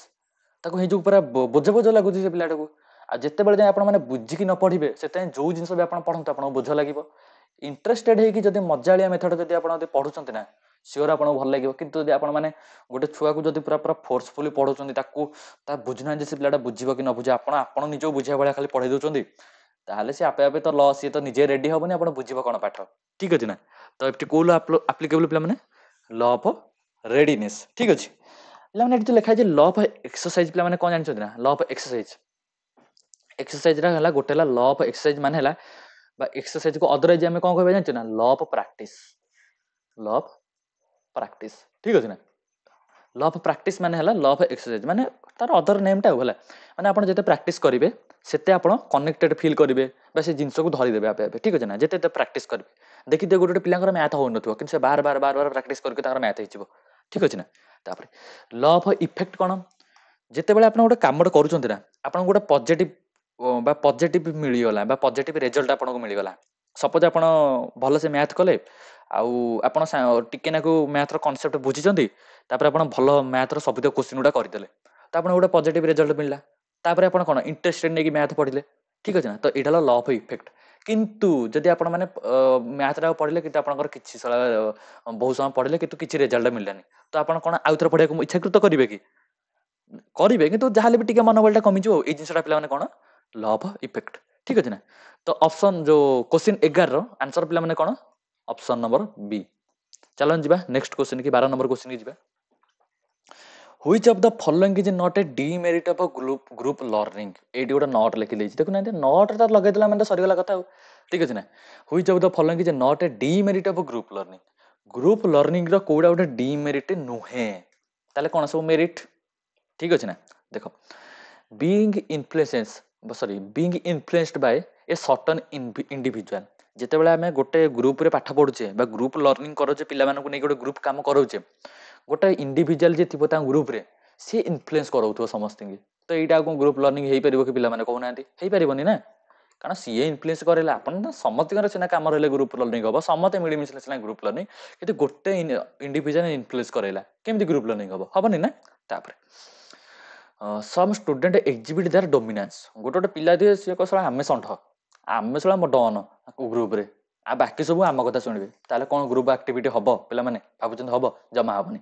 ତର ଅପସନ ବି ହବନି। ତାପରେ ନଟ୍ କମ୍ପ୍ଲିଟିଂ ଏ ଟ୍ୟାକ୍ସ ଇନ୍ ଏ ଆପ୍ରୋପ୍ରିଏଟ ମ୍ୟାନର ଏଇଟା ପିଲାମାନେ ଆନ୍ସର ହବ କେମିତି।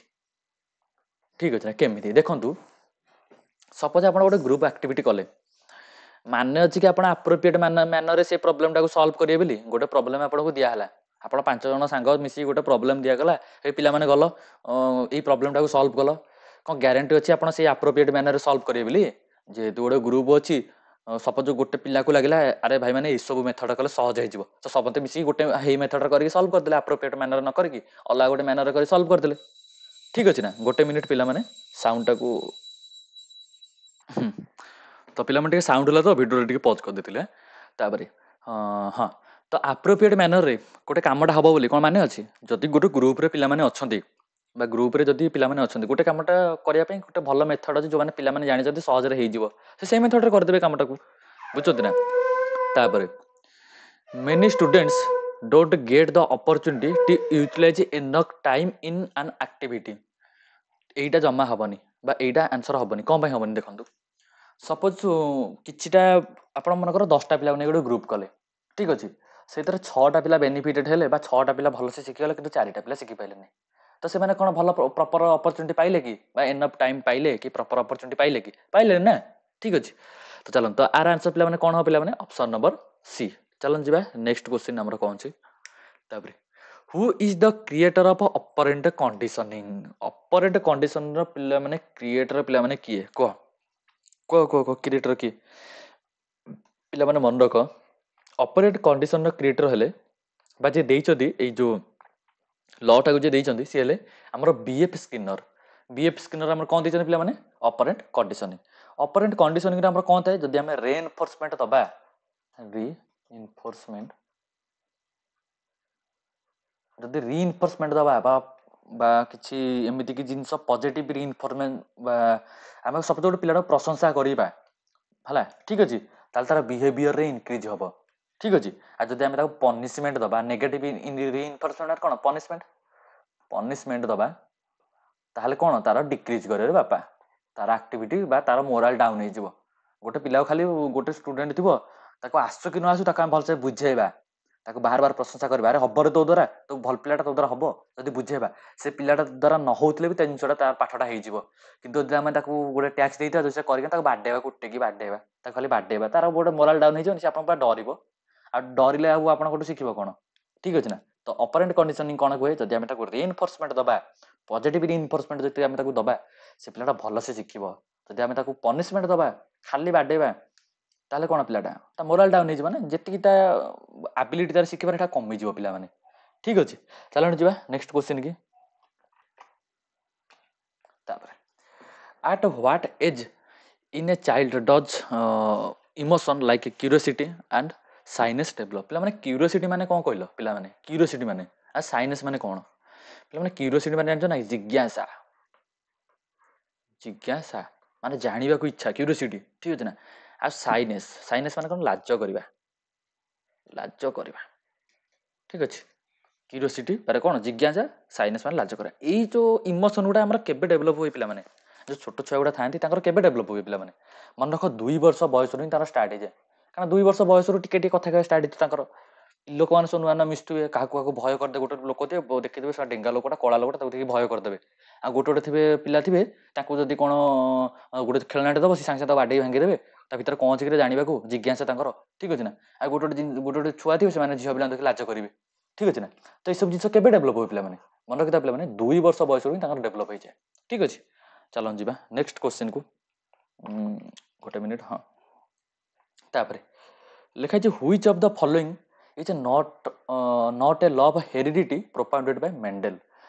ଆ ଭିତରେ କୋଉଟା ପିଲାମାନେ ବା କୋଉଟା ହେରିଡିଟିର ଲ ନଥିଲା ଯୋଉଟାକି ମେଣ୍ଡେଲ ଦେଇଥିଲେ? କୋଉଟା ଦେଇନଥିଲେ ପିଲାମାନେ? ମେଣ୍ଡେଲ କୋଉଟା ଦେଇନଥିଲେ ପିଲାମାନେ? ଲ ଲାଇକ୍ ବେଗେଟ୍ସ ଲାଇକ୍ ତ ଦେଇଥିଲେ, ଏଇଟା ତ ଦେଇଛନ୍ତି। ଲ ଅଫ୍ ଭ୍ୟାରିଏସନ୍ ବି ତ ଦେଇଛନ୍ତି। ଲ ଅଫ୍ ରିଗ୍ରେସନ୍ ବି ତ ଦେଇଛନ୍ତି। ଆଉ ଲ ଅଫ୍ ଅନୟୁଜୁଆଲନେସ୍ ଏମିତି ଗୋଟେ ଲ ଅଛି, ଆରେ ଲ ଅଫ୍ ଅନୟୁଜୁଆଲନେସ୍ ଗୋଟେ ଲ ଅଛି, ଏଇଟା ସେ ଦେଇନାହାନ୍ତି, ଠିକ୍ ଅଛି ନା। ତାପରେ ଆମେ ଫାଷ୍ଟ ବୁଝିଦେବା ଏଇ ଲ ଗୁଡ଼ା, ବୁଝିବା କ'ଣ କ'ଣ, କାରଣ ବୁଝିଲେ ଭଲ। କାରଣ ଯଦି ଭିଡ଼ିଓ ଟିକେ ଲମ୍ବା ହେଇଯାଉଛି ନା ପିଲାମାନେ, ଯଦି ମୁଁ ସବୁ ଜିନିଷ ଡିଟେଲରେ କହୁଛି, କିନ୍ତୁ ଭିଡ଼ିଓ ବନେଇବାର ମୋଟିଭ୍ ତ ସେଇଆ ନା, ସବୁ ଜିନିଷ ଡିଟେଲରେ ଆପଣଙ୍କୁ ବୁଝେଇବା। ଯଦି ମୁଁ ଖାଲି ଆନ୍ସର କହି ଯିବି, ତାହେଲେ ଲାଭଟା ବି ଆପଣଙ୍କର ହବନି। କାରଣ ଆନ୍ସର କହିଲେ ଅଧଘଣ୍ଟେ କି 20 ମିନିଟର ଭିଡ଼ିଓ ଶେଷ, 70ଟା କ୍ୱେଶ୍ଚିନ୍ 20 ମିନିଟ୍ 30 ମିନିଟରେ ଆନ୍ସର ଶେଷ। କିନ୍ତୁ ମୁଁ ଆପଣଙ୍କୁ ବୁଝଉଛି ବୋଲି ଟିକେ ଟାଇମ୍ ଲାଗୁଛି, ଠିକ୍ ଅଛି ନା। ଆପଣ ବୁଝୁଛନ୍ତି ବୋଲି ଭିଡ଼ିଓଟା ଟିକେ ଲମ୍ବା ହେଉଛି, ନହେଲେ କ'ଣ ନା ନିଜେ ଯଦି କରିବେ ସାଙ୍ଗେ ସେ ଜିନିଷଟା ଏଟାକୁ ହେଇଯିବେ, ବୁଝୁଛନ୍ତି ନା। ଚାଲନ୍ତୁ ଲ ଲାଇକ୍ ବେଗେଟ୍ସ ଲାଇକ୍ ମାନେ କ'ଣ ପିଲାମାନେ? ଦେଖନ୍ତୁ ଗୋଟେ ଛୁଆଟେ ଯେ ତା ବାପାଙ୍କ ଭଳିଆ ପୁରା ଏକ୍ଜାକ୍ଟ କପି, ଏକ୍ଜାକ୍ଟ କପି ମାନେ ଗୁଣରେ, ଆଉ ଦେଖାଯାଉଛି ବି ତା ବାପାଙ୍କ ଭଳିଆ, ଆଉ ତା ବାପାଙ୍କର ଯୋଉ ଗୁଣ ସେ ଛୁଆଟାର ବି ସେଇ ଗୁଣ।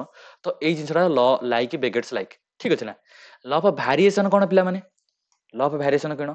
ଦେଖ ଗୋଟେ ପିଲାଟେ ଯଦି ତା ବାପା ମାଙ୍କର ଗୁଣ ଆଉ ସେ ପିଲାର ଗୁଣ ସମାନ ନଥିବ, ତା ବାପା ମାଙ୍କର ଗୋଟେ ଗୁଣ ଥିବ ଆଉ ସେ ପିଲାଙ୍କର ବି ଗୋଟେ ଗୁଣ ଥିବ, ତାହେଲେ ଏଇଟା କ'ଣ ପିଲାମାନେ? ଲ ଅଫ୍ ଭ୍ୟାରିଏସନ୍, ଠିକ୍ ଅଛି।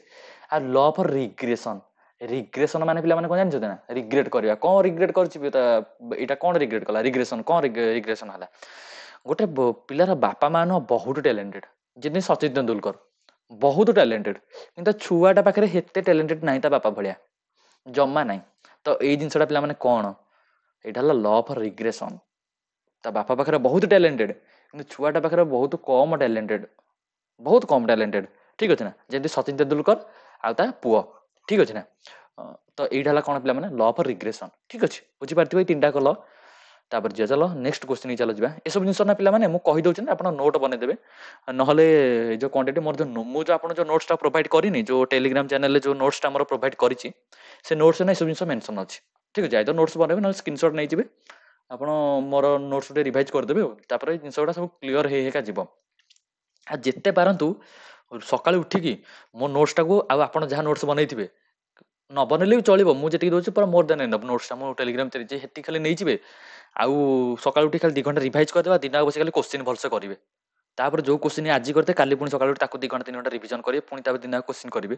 ଏତିକି ଖାଲି କରନ୍ତୁ OTET ଏକ୍ଜାମ୍ ଯାଏ, OTET ଏକ୍ଜାମ୍ ଯାଏ ଖାଲି ଏତିକି କରନ୍ତୁ। ସିଓର ସଟ୍ ଗ୍ୟାରେଣ୍ଟି ଆପଣଙ୍କର କ୍ଲିୟର ହେବ OTET, ସିଓର ସଟ୍, ଠିକ୍ ଅଛି ନା। ଚାଲ ଯିବା ନେକ୍ସଟ କ୍ୱେଶ୍ଚିନ୍କି ଯିବା।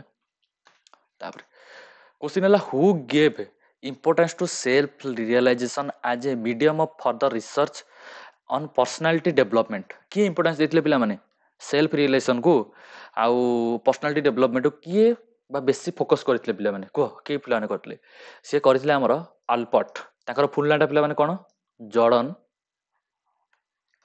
अल्बर्ट से हमर कोन फोकस करथिले बेसी से हमर फोकस करथिले बेसी निजर व्यक्तित्व को बुझिया पई से बेसी फोकस करथिले फास्ट निज विकास कर बा निज विकास करके निज परिचयर विकास कर से जिनसडा पिला माने के बेसी फोकस करथिले जॉर्डन अल्बर्ट बा अल्बर्ट पिला माने ए जिनसडा परे फोकस करथिले ठीक अछि ना चलन जवा नेक्स्ट क्वेश्चन तापरे which of the following is a characteristics of inclusive school inclusive school लो कोडा पिला माने कैरेक्टरिस्टिक्स को इंक्लूसिव स्कूल लो कोडा कैरेक्टरिस्टिक्स फास्ट बुझ इंक्लूसिव स्कूल कोन इंक्लूसिव स्कूल माने हमें बुझिबा कोन ठीक अछि ना इंक्लूसिव स्कूल हला जोठी हमर डिफरेंटली एबल्ड स्टूडेंट्स ठीक अछि ना स्टूडेंट्स प्लस नॉर्मल स्टूडेंट्स एमाने सब ना मिली मिसी पाठ पढुथबे गोटे क्लासरूम रे तो सेही जिनसटा माने कोन इंक्लूसिव स्कूल माने सबु जिनसर बा खाली डिफरेंटली एबल्ड स्टूडेंट नुह अलग धर्मर पिला माने भी होंतु कि अलग जातिर पिला माने अलग रंगर पिला माने अलग वर्णर पिला माने सबु पिला माने मिसिक जदी गोटे स्कूल ले पिला माने पाठ पढुचंती इ जिनसटा माने कोन कहबा इंक्लूसिव स्कूल ठीक अछि बा एई जो एजुकेशन रे ताको कोन कहजिवो इंक्लूसिव एजुकेशन ताको कहजिवो ठीक अछि ना तो एई जो इंक्लूसिव स्कूल हो इंक्लूसिव एजुकेशन हो हमरो माने कोन बा ता कैरेक्टरिस्टिक्स कोन एटा पचारछि ठीक अछि arrangement of separate classroom for different abled student separate classroom रे बसेबा हम पिला को एटा पूरा भूल students are impaired as per their कोंटी students are imparted as per there capability हम तो अलग अलग करबा जमा भी नहीं weakness of students is given special attention ना गोटे पिलाटे वीकनेस अछि त कोन हम स्पेशल अटेंशन दबा हम पूरा इंक्लूसिव स्कूल करछे हम को स्पेशल स्कूल करछे की हला हम जब स्पेशल स्कूल करथन ताले जो पिलाटा को जार जेति को वीकनेस ताको हम अटेंशन देथन तो एटी हम समस्त समान भाव देखिबा ठीक अछि तापरे हमर जो parents are an integral part of learning process एटा हबो कोन पय कारण इंक्लूसिव स्कूल बा समस्त को धरि चलिबा शिक्षक पेरेंट्स छुआ स्कूल स्टाफ समस्त हम धरि चलिबा तो एई से जो तो इंक्लूसिव कह ना इंक्लूड करके जिबा ना ठीक अछि तो पेरेंट्स माने भी जो पार्ट प्ले करते ठीक अछि ना तापर इंक्लूसिव एजुकेशन पिला माने बा इंक्लूसिव स्कूल टा पिला माने कोन पिला माने करा हला पिला माने मन रख इंक्लूसिव स्कूल ले जो भी वर्गर छुआ थांतु सी अलग भिन्न भिन्न जातिर छुआ थांतु भिन्न भिन्न क्वालिटी छुआ थांतु भल पिला थांतु खराब पिला थांतु जो भी पिला थांतु से माने निजको इक्वल फील करिवे से माने फील करिवे जे हमें समतिक सह समान ठीक अछि ना एई जिंसटा पिला माने inclusive school of main motto कोन कि जो भी पिला अछंती से माने निजको वैल्यूएबल फील करिवे समते निजे निजको इंपोर्टेंस फील करे सब ईच एंड एवरी स्टूडेंट जदि हेमिति जदि अछि बा एमिति एनवायरनमेंट अछि ताले सेटाला इंक्लूसिव स्कूल ठीक अछि चलो जिबा next question a good teacher is to गोटे भल्लो टीचर कोन हवा दरकार आपण माने आगु तो टीचर हेबे बहुत भल्लो भी टीचर हेबे ठीक अछि ना आपण भितर बहुत बहुत पिला थिबे जो माने बहुत बढ़िया बढ़िया टीचर हेबे एबे कोंतु गोटे टीचर कोन बा good teacher cone provide knowledge and preparation of the student for examination आपण कोन भल्लो टीचर होबा गेले खाली एग्जामिनेशन बा प्रिपरेशन करेबे खाली एग्जामिनेशन प्रिपरेशन ना एटा पूरा भूल खाली एग्जामिनेशन कोन प्रिपेयर करे कथा की prepare for student for right answer to be written गोटे एग्जाम रे गोटे ठीक आंसर लिखा पे हम ताको प्रिपेयर करबा खाली आंसर क्वेश्चन आंसर खाली करबा ना कोन पिला मानक अलग जिंस भी अछि ना provide authentic learning situation and facilitate independent thinking among students एइडा हबो एमिति हमें ताको पढेबा जेमिति सी आम अनुपस्थित रे भी से निजे निजे पाठ पढ़ा को इंटरेस्ट होतिबे ठीक अछि ना माने एमिति तांकर लर्निंग सिचुएशन ताको क्रिएट करबा जेमिति कि सी पाठ पढ़ा को ताको निज मन रो इंटरेस्ट आनुथबे आपण जो खाली जगह रे जो जगह बसते सेठी बेसी पिला आपण पचाते सारी जिंसरा बुझाई दियंतु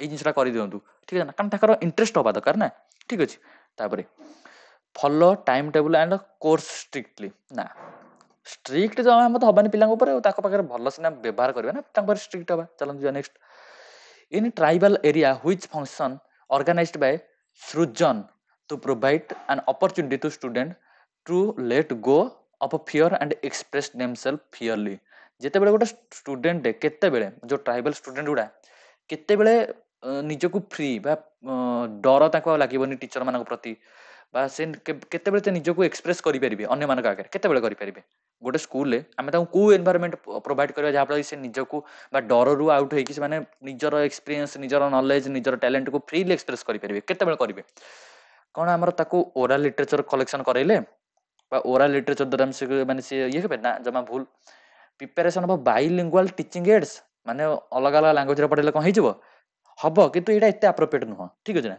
ଷ୍ଟୋରି ଟେଲିଂ ଫେଷ୍ଟିଭାଲ ବା ତାଙ୍କୁ ଗପ କହିଲେ ସେ କ'ଣ ମାନେ ବା ହବ ଭାବନ୍ତୁ ଥରେ କାରଣ ଗପ ଗୋଟେ ଷ୍ଟୁଡେଣ୍ଟକୁ ଯଦି ଆମର ଭଲସେ ଷ୍ଟୋରି ଟେଲିଂ ଫେଷ୍ଟିଭାଲ କରାହବ ଏ ଯୋଉ ସୁଜନ ଯିଏ ଆମର କରିଥିଲେ ଷ୍ଟୋରି ଟେଲିଂ ଫେଷ୍ଟିଭାଲ କରିଥିଲେ କି ତ ଏଇଟା ହେଲା ପିଲାମାନେ ଆନ୍ସର ତାପରେ song and dance festival song and dance festival କଲେ ବି ହବ ମାନେ ଆନ୍ସର ହବ କିନ୍ତୁ ଏଠି ଟିକେ ପିଲାମାନେ ବେଷ୍ଟ ଆପ୍ରୋପ୍ରିଏଟ ହଉଛି ଷ୍ଟୋରି ଟେଲିଂ ଫେଷ୍ଟିଭାଲ ଠିକ ଅଛି ନା ଅପସନ ଡି ବି ହେଇପାରିବ କିଛି ଅସୁବିଧା ନାହିଁ କିନ୍ତୁ ମୋ ହିସାବରେ ଟିକେ ଷ୍ଟୋରି ଟେଲିଂ ଫେଷ୍ଟିଭାଲ ଟିକେ ବେଷ୍ଟ ଆପ୍ରୋପ୍ରିଏଟ ଠିକ ଅଛି ନା ଚାଲନ୍ତୁ ଯିବା ନେକ୍ସଟ କ୍ୱେଶ୍ଚନ କି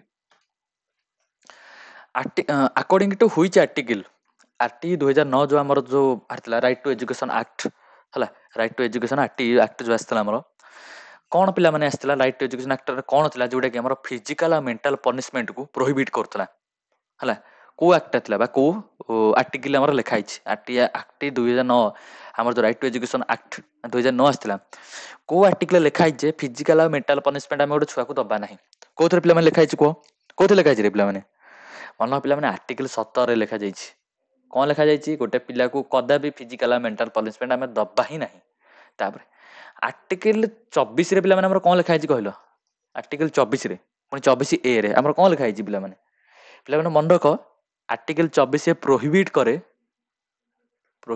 कौन चाइल्ड लेबर को चाइल्ड लेबर को कौन प्रोहिबिट करे आर्टिकल 24 ए यहाँ बहुत इंपोर्टेंट पिला माने आप नोट बन रखी दिखाते बेले बेले पचारि दिए इंडिया क्वेश्चन देखुं आपंकर पेडागोजर क्वेश्चन लेवल कौ भाई आसूसी देखो आपंकर ओटीटी 2021 कह गले यहाँ आपर भी आउ थे ओटीटी होती कि ओटीटी देखो कौ भाया लेवल क्वेश्चन आसूसी ठीक अच्छे तो यू आप भाई दिंतु जे आप कौ भाया प्राक्ट करार अच्छे प्राक्ट आउ कौ भाया आप अंडरस्टांडिंग क्लीयर हबार अच्छी जब आप अंडरस्टांडिंग टे ढिला हो जाऊँगी भाई असुविधा हो पिला माने ठीक अच्छे ना तो अंडरस्टांडिंग थ्योरी भलसे देखु थ्योरी भलसे बुझंतु नोट्स को रिवाइज करूँ देन आप प्रीवियस ईयर टाक पूरा प्रॉपर प्रैक्टिस करूँ देन आप जो यूट्यूब जो फ्री प्रैक्टिस सेशन गुड़ा करी ना क्वेश्चन प्रैक्टिस ताको अटेंड करूँ आउ यही भितर रिविजन टा कंटिन्यू रखु एति करूँ ना ओटीटी जाए आराम से ओटीटी क्लीयर हम कारण यही ओटीटी जब आप पास थे कले ना ये ओटीटा पास कला आप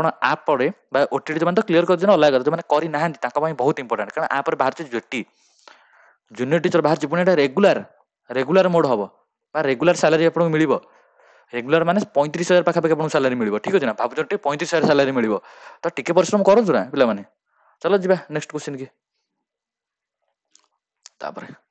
teacher are advise to involve their students in group activities because beside learning they help in कौन हेल्प करे पे सोशलाइजेशन हेल्प करे केमी जो ग्रुप एक्टिविटीज कर तार कौटे हेल्प हम पे ऑब्वियस कथा सोशलाइजेशन हेल्प हम आ सोशलाइजेशन आम किए पे भाईगट्स की जिते बड़े भाई सोशलाइजेशन कथा उठला मैंने किए पे भाईगट्स की सोशलाइजेशन ठीक अच्छे ना तो चलो जी नेक्स्ट तापर सोशलाइजेशन थ्रो रे आ गोटे जिस पे सोशलाइजेशन केमी हुए भाव केमी हुए पे मुझे थ्योरी आपको पढ़ाऊँ केमी हुए पे कि कोऑपरेशन कले ग्रुप एक्टिविटी आम कौन करवा कोऑपरेट जब करवा सांग मान सब मिलमिशा जो कोऑपरेशन करवा हम शेयरिंग कले भी आम सोशलाइजेशन हम ठीक अच्छे तापर आउ कौन कले पे हम आम टीम वर्क कले आम सोशलाइजेशन हम ठीक अच्छे ना तापर बस एतिकी आहरी भी बहुत जिन तक थ्योरी कवर करवा ना वीडियो बहुत लंबा हो पे 70टा क्वेश्चन 21टा पाखे पहुंचे आहरी 50टा अच्छे चलो जी अकॉर्डिंग टू यूएनसीआरसी फास्ट आम देख यूएनसीआरसी माने कौन यूएनसीआरसी माने कौन ठीक अच्छे यूएनसीआरसी माने यूनाइटेड इट लिखा यूनाइटेड नेशंस ठीक अच्छे यूनाइटेड नेशंस कन्वर्सन सॉरी गोटे मिनिट कन्वर्सन नुह convention on the rights of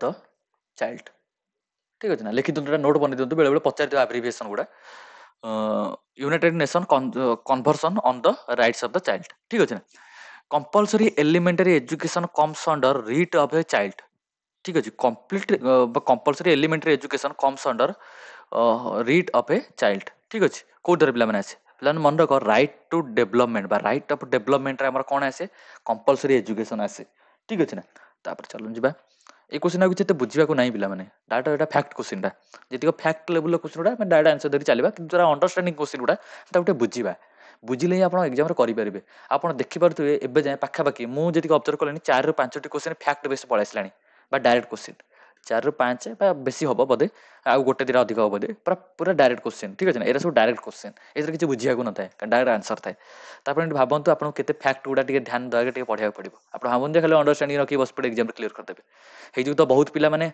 75 mark थी क्वालिफाए केते पिला माने रखिथे 74 कटि है ठीक अच्छे ना ये सब जिनस मुझे जोगुना से जो पूरा बढ़िया नोट पे तब प्रोवाइड कर जो गोटे मार्क 2 मार्क जो पे कटुना से ठीक अच्छे ना चलो जी next question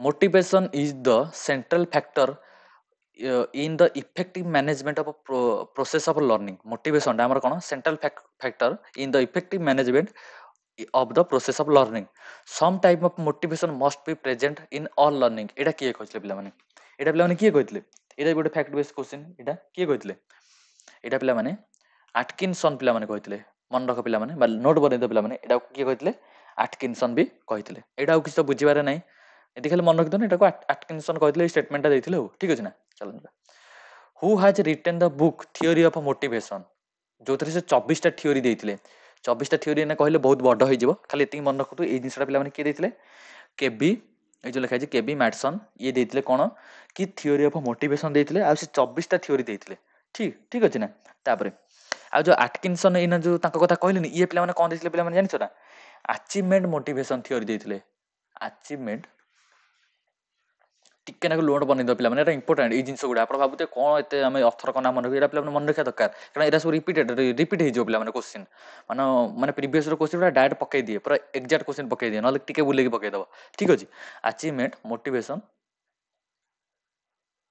theory achievement motivation theory आम किए देते पे एटकिंसन देते आ केबी मैटसन कौन देते पे थ्योरी ऑफ मोटिवेशन पे देते केबी मैटसन ठीक अच्छे ना आम मोटिवेशन विषय पढ़ा आगू ठीक अच्छे ना मोटिवेशन विषय मुझे थ्योरी नोट्स दे दी किए कौन कौन देते भी दे दीजिए ठीक अच्छे ना ये आप व्यस्त होगा दरकार नहीं तापर चलते which of the following is not a rule for preparing completion type questions question आम पचारि कोटा रूल आम जो कंप्लीशन टाइप क्वेश्चन प्रिपेयर करवा को रूल आम फॉलो करवा ना ठीक अच्छे blank should be kept in the beginning of the sentence statement जिते आम ब्लैंक दबा से सेंटेंस गोटे आंसर रोटे आंसर माने कंप्लीशन टाइप ठीक अच्छे ना तो यहाँ तो आंसर हम जो आंसर हेनी क्या यहाँ कंप्लीशन टाइप जाऊँगी आमको नॉट पचारि ना तापर there can be multiple blanks in a single question गोटे क्वेश्चन मल्टीपल ब्लैंक्स देती कौन कंप्लीशन टाइप हम ना पे यहाँ हेनी जमा भी तो यहाँ आंसर हम फिर भी आम आउ दुटा पढ़ीदा कौन अच्छी a sentence having ambiguously meaning should be not be use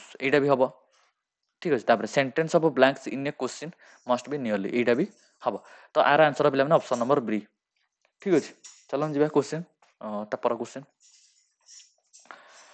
question अच्छी in which system regular teacher and researchful teacher take responsible for education of differently able student जिते बेले भी डिफरेंटली एबल स्टूडेंट कथा उठे सब माइंड गोटे जिन पशे दरकार inclusive education गोटे मिनिट इनक्लूसिव एजुकेशन ठीक अच्छे जिते बेले भी डिफरेंटली एबल स्टूडेंट कथा उठा ना सब मन रखिए इनक्लूसिव एजुकेशन माइंड को आसवा दरकार केमी कारण इनक्लूसिव एजुकेशन आम कौन हुए ना जेहेतु आम डिफरेंटली एबल स्टूडेंट गोटे जगह पढ़ती आउ प्लस आमर नॉर्मल स्टूडेंट भी से जगह पढ़ती तो स्पेशल एजुकेटेड जो पढ़ा ना सी भी डिफरेंट एबल स्टूडेंट मानक भी टिके ना ध्यान दब कहते रिसर्चफुल टीचर से भी ध्यान देवे आ नॉर्मल टीचर तो नॉर्मल स्टूडेंट मानक ध्यान देवे ठीक अच्छे ना तापर चलतु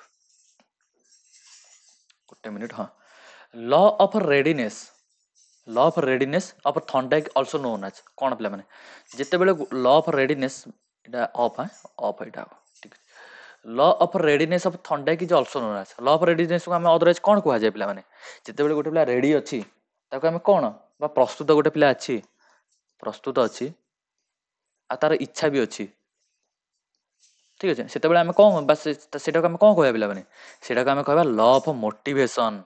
ଲ ଅଫ ରେଡିନେସ କୁ ଆମେ ଅଦରୱାଇଜ କଣ କହିବା ପିଲାମାନେ, ଲ ଅଫ ମୋଟିଭେସନ। ମାନେ ଗୋଟେ ପିଲା ପ୍ରସ୍ତୁତ ହୋଇ ତାର ଇଚ୍ଛା ବି, ତାହେଲେ ସେ ମୋଟିଭେଟେଡ ଅଛି, ମୋଟିଭେଟେଡ ସେ ଅଛି, ଠିକ ଅଛି ନା। ଚାଲନ୍ତୁ ଯିବା ନେକ୍ସଟ କ୍ୱେଶ୍ଚନ। ଆଉ ଲ ଅଫ ଏକ୍ସରସାଇଜ ତ ଆପଣ ଜାଣିଛନ୍ତି। ଆଉ ଲ ଅଫ ଏକ୍ସରସାଇଜ ମାନେ କଣ, ଲ ଅଫ ପ୍ରାକ୍ଟିସ। ଯଦି ଆପଣ ପ୍ରାକ୍ଟିସ କରିବେ ସେଇଟା ଲ ଅଫ ଏକ୍ସରସାଇଜ ହେଲା ସେଇଆ। ତାପରେ ଲ ଅଫ ୟୁଜ ଆଉ ଡିସୟୁଜ ପିଲାମାନେ କଣ? ଲ ଅଫ ୟୁଜ ମାନେ ଯେତେ ଆପଣ ଯେତେ ୟୁଜ କରିବେ କନସେପ୍ଟ ବା ଯେତେ ପଢିବେ ସେତେ ଆପଣ କନେକ୍ଟ ହେବେ, ଆଉ ଯେତେ ଆପଣ ଦୂରେଇ ବା ଡିସୟୁଜ କରିବେ ସେତେ ଆପଣ ଦୂରେଇ ଯିବେ, ଠିକ ଅଛି ନା। ଚାଲନ୍ତୁ ଯିବା। Which of the following is not characteristics of learning activity? Learning ଆକ୍ଟିଭିଟିର କୋଉଟା କ୍ୟାରେକ୍ଟରିଷ୍ଟିକ୍ସ ନୁହଁ, କୋଉ ପିଲାମାନେ, କୋଉଟା ଆମର ଲର୍ଣ୍ଣିଂ ଆକ୍ଟିଭିଟିର ଆମର କ୍ୟାରେକ୍ଟରିଷ୍ଟିକ୍ସ କୋଉଟା ନୁହଁ ପିଲାମାନେ। ଜୟଫୁଲ ଆମର କ୍ୟାରେକ୍ଟରିଷ୍ଟିକ୍ସ କି? ଗୋଟେ ମିନିଟ୍, ପେନ୍ ଟା କ'ଣ ଚାଲୁଛି ନା, ହଁ ଚାଲିଲା ଏବେ। ଲ ଅଫ ଆଲିବେରୀ ପିଲାମାନେ, law which of the following is not a characteristics of learning activity. Learning ଆକ୍ଟିଭିଟିର ପିଲାମାନେ କୋଉଟା କ୍ୟାରେକ୍ଟରିଷ୍ଟିକ୍ସ ନୁହଁ ପଚାରିଛି, କୋଉଟା ନୁହଁ ପିଲାମାନେ କୁହ। ଆମର ଜୟଫୁଲ କ'ଣ ଗୋଟେ କ୍ୟାରେକ୍ଟରିଷ୍ଟିକ୍ସ ଲର୍ଣ୍ଣିଂ ଆକ୍ଟିଭିଟିର? ହଁ ଲ ଯୋଉ ଆମର ଯୋଉ ଜୟଫୁଲନେସ୍ ଏଇଟା କ'ଣ କ୍ୟାରେକ୍ଟରିଷ୍ଟିକ୍ସ? ହଁ କ୍ୟାରେକ୍ଟରିଷ୍ଟିକ୍ସ। ଯଦି ଆପଣ ଜୟଫୁଲ ବା ଆପଣ ଯଦି ଏନ୍ଜୟ କରି ପଢୁଛନ୍ତି ଦେନ୍ ଆପଣ ଲର୍ଣ୍ଣିଂ କରୁଛନ୍ତି, ଏଇଟା ବି ଲର୍ଣ୍ଣିଂ ଆକ୍ଟିଭିଟି ଗୋଟେ କ୍ୟାରେକ୍ଟରିଷ୍ଟିକ୍ସ। ତାପରେ ଡେମନଷ୍ଟ୍ରେସନ ବାଇ ଟିଚର୍ସ, ଟିଚର ମାନେ ଡେମନଷ୍ଟ୍ରେସନ କରିବେ ଲର୍ଣ୍ଣିଂ ଆକ୍ଟିଭିଟିରେ, ଭୁଲ। ଡେମନଷ୍ଟ୍ରେସନ କ'ଣ କରିବେ, ଟିଚର ମାନେ ପାର୍ଟିସିପେଟ କରିବେ, ଫାସିଲିଟେଟର ହେବେ, ତାର ଡେମନଷ୍ଟ୍ରେଟ କରିବେ, କିଛି କରିବେନି, ଠିକ ଅଛି ନା। ତାପରେ ଆଉ ଗୋଟେ ଆସିବ କ'ଣ, ଚ୍ୟାଲେଞ୍ଜିଂ, ଏଇଟା ବି ହବ। ଅପରଚୁନିଟି ଫର ମଲ୍ଟିପୁଲ ସ୍କିଲ୍ ଡେଭଲପମେଣ୍ଟ, ଏଇଟା ହବ ପିଲାମାନେ। ଯୋଉ ମଲ୍ଟିପୁଲ ସ୍କିଲ୍ ଡେଭଲପମେଣ୍ଟ ହବ, ଏଇଟା ବି ହବ, ଠିକ ଅଛି। ତାହେଲେ ଆନ୍ସର କୋଉଟା ହବ ପିଲାମାନେ, ଡେମନଷ୍ଟ୍ରେଟର। ଟିଚର ମାନେ ଡେମନଷ୍ଟ୍ରେସନ କରିବେ କ'ଣ ଲର୍ଣ୍ଣିଂ ଇଏରେ, ଲର୍ଣ୍ଣିଂ ଆକ୍ଟିଭିଟି ଲର୍ଣ୍ଣର କାମ କରିବ, ଡେମନଷ୍ଟ୍ରେସନ ଟିଚର ନଥାଏ। ତାପରେ which one of the following is not a major concept of social constructivism? ପିଲାମାନେ ଫାଷ୍ଟ ହେଲା ସୋସିଆଲ କନଷ୍ଟ୍ରକ୍ଟିଭିଜମ, ପିଲାମାନେ କିଏ ଦେଇଥିଲେ, ପିଲାମାନେ ମନେ ରଖ। ସୋସିଆଲ କନଷ୍ଟ୍ରକ୍ଟିଭିଜମ ଆମର କିଏ ଦେଇଥିଲେ ପିଲାମାନେ, ଭାଇ ଗଡସ୍କି, ଭାଇ ଗଡସ୍କି, ଠିକ ଅଛି ନା। ସୋସିଆଲ କନଷ୍ଟ୍ରକ୍ଟିଭିଜମ ଆମର କିଏ ଦେଇଥିଲେ ପିଲାମାନେ, ଭାଇ ଗଡସ୍କି ହିଁ ଦେଇଥିଲେ। ଆମର କ'ଣ ପଚାରିଛି, କୋଉଟା ଆମର ମେଜର କନସେପ୍ଟ ନୁହଁ, ଜମା ବି ନୁହଁ ସୋସିଆଲ କନଷ୍ଟ୍ରକ୍ଟିଭିଜମରେ, କୋଉଟା ନୁହଁ କୁହ ପିଲାମାନେ, କୋଉଟା ନୁହଁ, ଆର ଆନ୍ସର ହବ କୁହ ପିଲାମାନେ। ରିଆଲିଟି ତ ହବ, ସୋସିଆଲ କନଷ୍ଟ୍ରକ୍ଟିଭିଜମ ରିଆଲିଟି ତ ହବ, ମେଜର କନସେପ୍ଟ ହବ। ନଲେଜ ବି ହବ, କାରଣ ସୋସିଆଲ କନଷ୍ଟ୍ରକ୍ଟିଭିଜମ ନଲେଜ ଆପଣ ଲର୍ଣ୍ଣିଂ ବି ହବ। ତ ଯେହେତୁ ସବୁଠି ହଉଛି ତାହେଲେ ଆନ୍ସର ହବ ନନ୍ ଅଫ୍ ଦିସ୍ ହେବ, ଠିକ ଅଛି ନା। କାରଣ ସୋସିଆଲ କନଷ୍ଟ୍ରକ୍ଟିଭିଜମ ଗୋଟେ ପିଲାଟେ ନଲେଜ କେମିତି ଗେନ୍ କରେ ପିଲାମାନେ, ଇଣ୍ଟରାକ୍ସନ ୱିଥ ଅଦର୍ସ, ଗୋଟେ ପିଲାଟେ ଇଣ୍ଟରାକ୍ସନ ୱିଥ ଅଦର୍ସ ମାନେ ବାକି ସବୁ ପିଲାଙ୍କ ସହ ଇଣ୍ଟରାକ୍ସନ କରିକି ପିଲାମାନେ ସେ ନଲେଜଟା ଗେନ୍ କରିବ ନା। ତ ଯେହେତୁ ଇଣ୍ଟରାକ୍ସନ ୱିଥ ଅଦର୍ସ ବା ସୋସିଆଲ ଇଣ୍ଟରାକ୍ସନ କରି ସେ ଯେତେବେଳେ ନଲେଜ ଗେନ୍ କରିବ, ତ ସେଇଟାକୁ କୁହନ୍ତି ଆମର କ'ଣ, ସୋସିଆଲ କନଷ୍ଟ୍ରକ୍ଟିଭିଜମ। ଆଉ ସେଥିରେ ତ ରିଆଲିଟି, ନଲେଜ, ଲର୍ଣ୍ଣିଂ ତ ସବୁ ଅଛି ନା, ତ ସେଇ ଯୋଗୁଁ ନନ୍ ଅଫ୍ ଦ ଏବଭ୍। ଚାଲନ୍ତୁ ଯିବା। which is not an element of influencing the person which is not पर ଲେଖା ହେଇଛି, ନଟ୍ ଟା ପିଲାମାନେ ଧ୍ୟାନ ଯେତେବେଳେ ପଢିବେ ନା ନଟ୍ ଟା ଧ୍ୟାନ ରଖିଥିବେ। which is not an element of influencing the personality of a child, କୋଉଟା ପିଲାମାନେ ଗୋଟେ ଚାଇଲ୍ଡର ପର୍ସନାଲିଟିକୁ ଇନଫ୍ଲୁଏନ୍ସ କରେ ନାହିଁ, କୋଉ ଏଲିମେଣ୍ଟଟା, କୋଉଟା ଇନଫ୍ଲୁଏନ୍ସ କରେ ନାହିଁ, ହେରିଡିଟି ଇନଫ୍ଲୁଏନ୍ସ କରେ। ଗୋଟେ ଚାଇଲ୍ଡର ପର୍ସନାଲିଟି ହେରିଡିଟି ଇନଫ୍ଲୁଏନ୍ସ କରେନି, ହେରିଡିଟିରେ ଆମର କ'ଣ ମିଳେ, ଜେନେଟିକ୍ ମିଳେ, ଜେନେଟିକ୍ ଟ୍ରେଟ୍ ବା ତାଙ୍କର ଯୋଉ ବଂଶାନୁଗତିର ଯୋଉ ଗୁଣଟା ଆସେ ଜେନେଟିକ୍ ଟ୍ରେଟ୍, ଠିକ ଅଛି ନା। ତାପରେ ହେରିଡିଟିରୁ ଆମର କ'ଣ ମିଳେ, ଆହୁରି ଆମକୁ ମିଳେ କ୍ୱାଲିଟି, ବର୍ନିଂ କ୍ୱାଲିଟି, ଯେତେବେଳେ ଆମର ମା ବାପାଙ୍କଠୁ ଯୋଉ କ୍ୱାଲିଟି ଆସେ, ବର୍ନ କ୍ୱାଲିଟି, ଠିକ ଅଛି ନା। ସେଇ ଜିନିଷଟା ଆପଣ କ'ଣ ହେରିଡିଟି ଥ୍ରୋରୁ ମିଳେ। ତାପରେ ଏନଭାରମେଣ୍ଟ ବି ଆପଣଙ୍କର କ୍ୟାରେକ୍ଟର ବା ଗୋଟେ ପର୍ସନାଲିଟି ଡିସାଇଡ୍ କରେ ଗୋଟେ ଚାଇଲ୍ଡର, ସେ ଭଲ ଏନଭାରମେଣ୍ଟରୁ ଆସିଛି କି ଖରାପ ଏନଭାରମେଣ୍ଟରୁ ଆସିଛି, ତା ଫ୍ୟାମିଲି କେମିତି, ଠିକ ଅଛି, ତା ଫ୍ୟାମିଲି କେମିତି, ସୋସାଇଟି କୋଉ ସୋସାଇଟିରେ ସେ ରହିକି ପଢିଛି, ସୋସାଇଟି, ତାପରେ କଲଚର ବା କୋଉ କଲଚରରୁ ସେ ବିଲଙ୍ଗ କରେ, ଠିକ ଅଛି। ତ କଲଚର ବି ତାର ପର୍ସନାଲିଟି ତାର କେମିତି, ଏଇ ଜିନିଷ ବି ଡିସାଇଡ୍ କରେ। ସ୍କୁଲ ବି ଡିସାଇଡ୍ କରେ ସେ କୋଉ ସ୍କୁଲରୁ ପଢିଛି, ଯୋଉ ସ୍କୁଲରେ ସେ ପଢିଲା ତା ଟିଚର ମାନେ କେମିତି, ଠିକ ଅଛି। ସେ ଯୋଉ ପିୟର ଗ୍ରୁପ ମାନେ ଯୋଉ ଷ୍ଟୁଡେଣ୍ଟ ଗ୍ରୁପ ମାନଙ୍କ ସହ ମିଶିଛି ସେମାନେ କେମିତି, ତାପରେ ଲର୍ଣ୍ଣିଂ ଏକ୍ସପିରିଏନ୍ସ ତାର କେମିତି ଥିଲା, ଯୋଉ ସ୍କୁଲରେ ସେ ପଢୁଥିଲା ତାର ପାଠ ପଢିବାର ଏକ୍ସପିରିଏନ୍ସ ବା ଲର୍ଣ୍ଣିଂ ଏକ୍ସପିରିଏନ୍ସ तार केमिति थिला ठीक अछि ना ए सब जिंस जो थाए ए सब जिंस पिला माने केमिति डिसाइड हुए पिला माने बा केमिति तार बा ए सब जिंस पिला माने तार पर्सनालिटी इन्फ्लुएंस करे गोटे चाइल्ड पर्सनालिटी को एरा सब इन्फ्लुएंस करे ठीक अछि करे ना करे तो पिला माने हमर जो आ भीतर कोडे इन्फ्लुएंस करे हेल्थ रे इन्फ्लुएंस करेनी हेल्थ आज टे खराब अछि काले भलो होई जो बुझो ना तो हेल्थ टा इन्फ्लुएंस करेनी ठीक अछि बाकी हमर एटी नॉर्मल पेडागोजी सबुतिक क्वेश्चन 30 टी जाक क्वेश्चन हमर सबुतिक सरी गला बाकी हमर बाकी रहला ओडिया पेडागोजी बाकी रहला ओडिया गोटे मिनिट इरेज करते बाकी हमर रहला ओडिया तापर हमर रहला इंग्लिश तापर हमर रहला मैथ तापर हमर रहला ईवीएस ठीक अछि ना बाकी एतिको पेडागोजी हमर रहिला एतिको पेडागोजी हमें करबा टाइम हमर वीडियोटा ऑलरेडी घंटे प्लस हो गलानी ना ठीक अच्छे तो चला स्टार्ट करवा ओडिया पेडागोजी रु केउ पिलार केउ दक्षता लिखा जेटा पिला दक्षता हम गोटे मिनिट एटा एटा दक्षता हम ठीक अछि ना पिलार केउ दक्षतार विकास पई शिक्षक शिक्षयित्री साहाय्यर आवश्यकता न थाए ठीक अछि जमा भी न थाए को दक्षतार सुशिक्षण दक्षतार साहाय्य दरकार पिला माने बा लिखन दक्षतार गोटे साहाय्य दरकार भाषा व्यवहार दक्षतार साहाय्य दरकार कि व्यवहारिक व्याकरण दक्षतार साहाय्य दरकार पिला माने देखो जेते बेले गोटे पिलाटे लेखिबो तार भलो हैंडराइटिंग होउची कि नहीं खराब हैंडराइटिंग होउची कि नहीं ए जिनसटा किए ताको साहाय्य करबो शिक्षक शिक्षयित्री ताको साहाय्य करेबे ठीक अछि ना भाषा से जो भाषा बा ता कथा शैली को किए इन्फ्लुएंस करेबे बा किए जदी किसी खराब वे कहउची बा ता कथार किछि अबाग्य अछि ए जिनसटा पिला माने किए इन्फ्लुएंस करेबे शिक्षक शिक्षयित्री ए जिनसटा को रोकठोक करेबे व्याकरण दक्षता को पिला माने शिक्षक शिक्षयित्री बुझेबे किंतु सुशिक्षण दक्षता माने सुशिक्षण माने कोन जेमिति कि सेल्फ लर्निंग गोटे मिनिट हाँ सेल्फ लर्निंग ठीक है सेल्फ लर्निंग बा सुशिक्षण आ कोन माने निजे शिखिबा सेटा कोन सुशिक्षण निजे शिखिबा आउ हला निजे निजको परीक्षा करिबा ए जिनसला पिला माने सुशिक्षण ए जिनसटा कोन पिला माने शिक्षक शिक्षयित्री शिखाई देबे ए जिनसला पिला माने तारा आगुरु एबिलिटी थिबो जो पिलाटा निजे सेल्फ लर्निंग करिबो तबा निजे निजको बहिवार करि पढुथुबो निजे निजे शिखु जाउथुबो ए जिनसटा पिला माने कोनोसी भी शिक्षक शिक्षयित्री काउ शिखाई परिबेनी ए जिनसटा कोन पिलार भितरे थिबा बा पिला भितरे थिबो ए गुणटा चलन जिबा व्यापक पठन पई केउ उद्दिष्ट एक अनुच्छेद रु केउ प्रकार प्रश्न पचारिबा उचित व्यापक पठन में उद्दिष्ट एक अनुच्छेद रु केउ प्रकार प्रश्न पचारिबा उचित ठीक अछि ना व्यापक पठन माने कोन व्यापक पठन माने हला एक्सटेंसिव रीडिंग ताको इंग्लिश रे को कहंती एक्सटेंसिव रीडिंग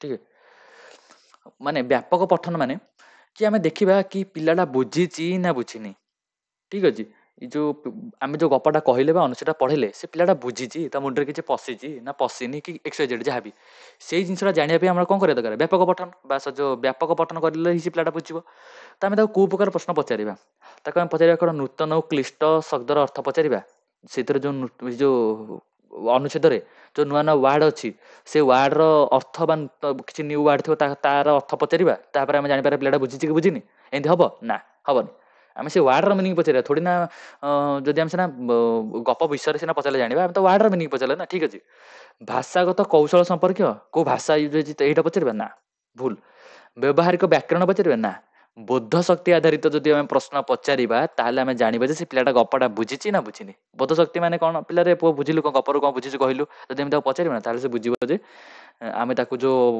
जहाँ पढ़ो जे सेई सेबा तार बोध शक्ति बा व्यापक पठन तार हेइची कि नै इनसरा केते आमे जानिबा ताको बोध शक्ति आधारित प्रश्न पचारले से आमे जानिबा ठीक अछि चलन जिबा प्रारंभिक स्तर रे भाषा शिक्षा पई केउ बहिटी गोटे मिनिट एटा कोन सरी छाड़ एटा छाड़ केउ बहिटी उपादेय ठीक अछि व्याकरण भाषा शिक्षा पई केउ बहिटी उपादेय केउ बहिटी पिलान उपादेय गोटे पिलाटा प्राथमिक स्तर रे अछि माने प्राइमरी लेवल फर्स्ट बा प्रथम क्लास रे पिला माने पढुछि फर्स्ट क्लास रे पिला माने से अछि कोन आमे ताको रचना बहि दबा से पढिबो पढि से बुझिबो थर भाबिले रचना बहि देले से बुझिबो कविता बहि रे कविता लिखा से कविता पढि से प्रथम श्रेणी पिलाटा से कविता पढि से कोन जेतु से प्राथमिक स्तर रे अछि से कविता पढि कोन माने भाई कविता बहिटा ता पे उपादेय हबो हैं ना गप बहिटा ता पे उपादेय हबो ता पे सबुड उपादेय कोन छवि बहि आपण जानि छिबे जेते पूरा छोट छोट पिला माने ता छवि बहि सब आसे भलो भलो चित्र होइतिबो से चित्र गुडा देखि से माने बुझन ना भल से बुझिबे चलो କେଉଁ ପ୍ରକାର ଲିଖନରେ ପିଲାଟିର ସ୍ୱାଧୀନ ଚିନ୍ତା ଶକ୍ତି ପ୍ରକାଶ କରିବାର ସର୍ବାଧିକ ସୁଯୋଗ ଥାଏ? କେଉଁ ଚିନ୍ତନରେ ଥାଏ? ଗୋଟେ ପିଲାର ସର୍ବାଧିକ ଚିନ୍ତା ଶକ୍ତି କୋଉ ଲିଖନରେ, ଆମେ ତାକୁ କୋଉ ଭଳିଆ ଲିଖନ ଲେଖିବାକୁ କହିବା, କୋଉ ଭଳିଆ ତାକୁ ବା କୋଉ ଭଳିଆ ସପୋଜ ଗୋଟେ କୋଶ୍ଚିନ୍ ପଚାରିବା, ଆମେ ତାକୁ ସରଳ ଲିଖନ କହିବା କି ତାକୁ କହିବାନି କି କଣ ବୁଝିଲୁ କହିଦେ ସାଙ୍ଗେ ସାଙ୍ଗେ ଲେଖିଦେ, ଗୋଟେ ୱାର୍ଡ ଲେଖିବାକୁ କହିବା, କେମିତି କଲେ ସେ ପିଲାର ଚିନ୍ତା ଶକ୍ତି ପ୍ରକାଶ କରିବାର ସର୍ବାଧିକ ସୁଯୋଗ ଥାଏ? କୁହ ପିଲାମାନେ, କୋଉଟା କୋଉଟା ବା କେମିତି କଲେ ଆମେ ଜାଣିପାରିବା? ପିଲାମାନେ ମନେ ରଖ, ଆର ଆନ୍ସର ହବ ମୁକ୍ତ ଲିଖନ।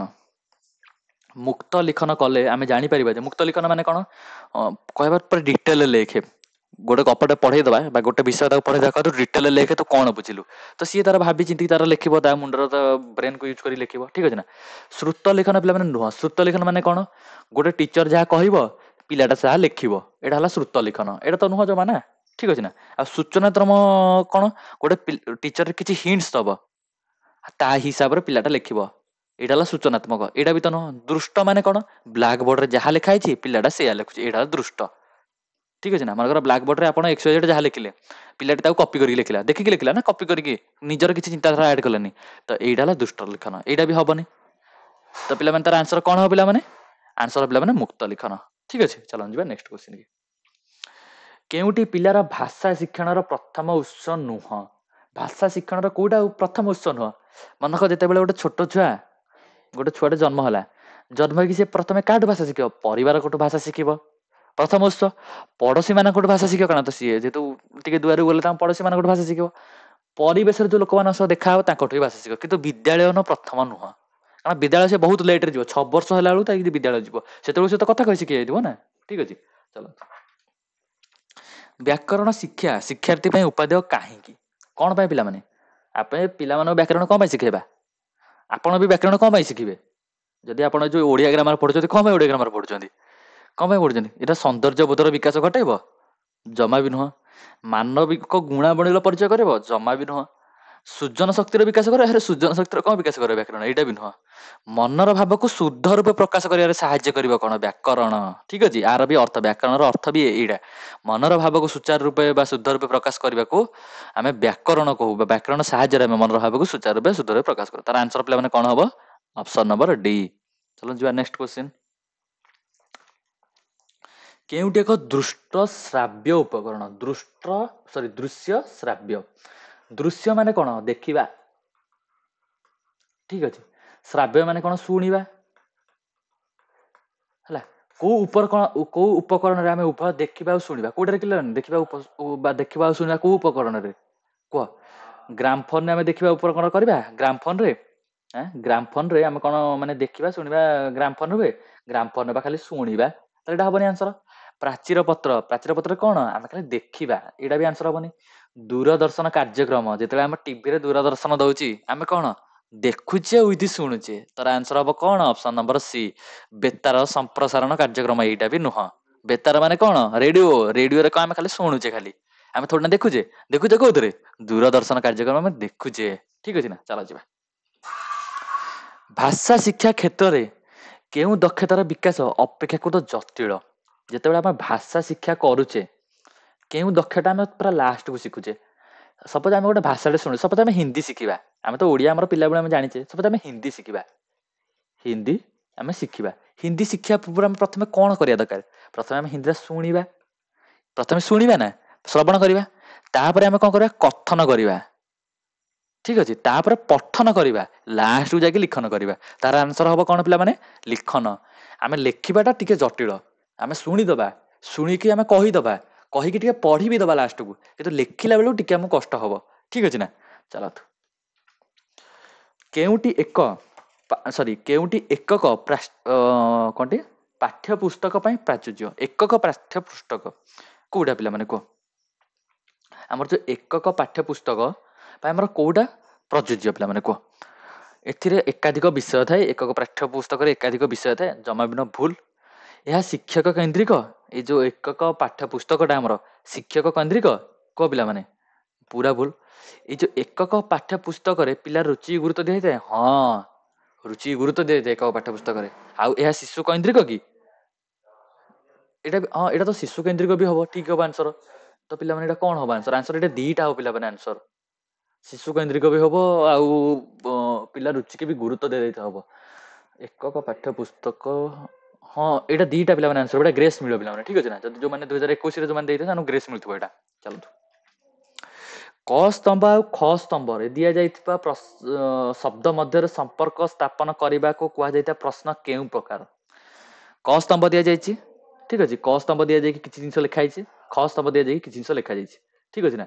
ଆମେ ଯୋଉ ଯୋଡା ଯୋଡି କରିବା, ଠିକ ଅଛି, ଏଇଟା କୋଉ ପ୍ରକାର ପ୍ରଶ୍ନ ପିଲାମାନେ କୁହ? ଏଇଟା କଣ ପୁନଃ ସଜ୍ଜୀକରଣ ପ୍ରଶ୍ନ?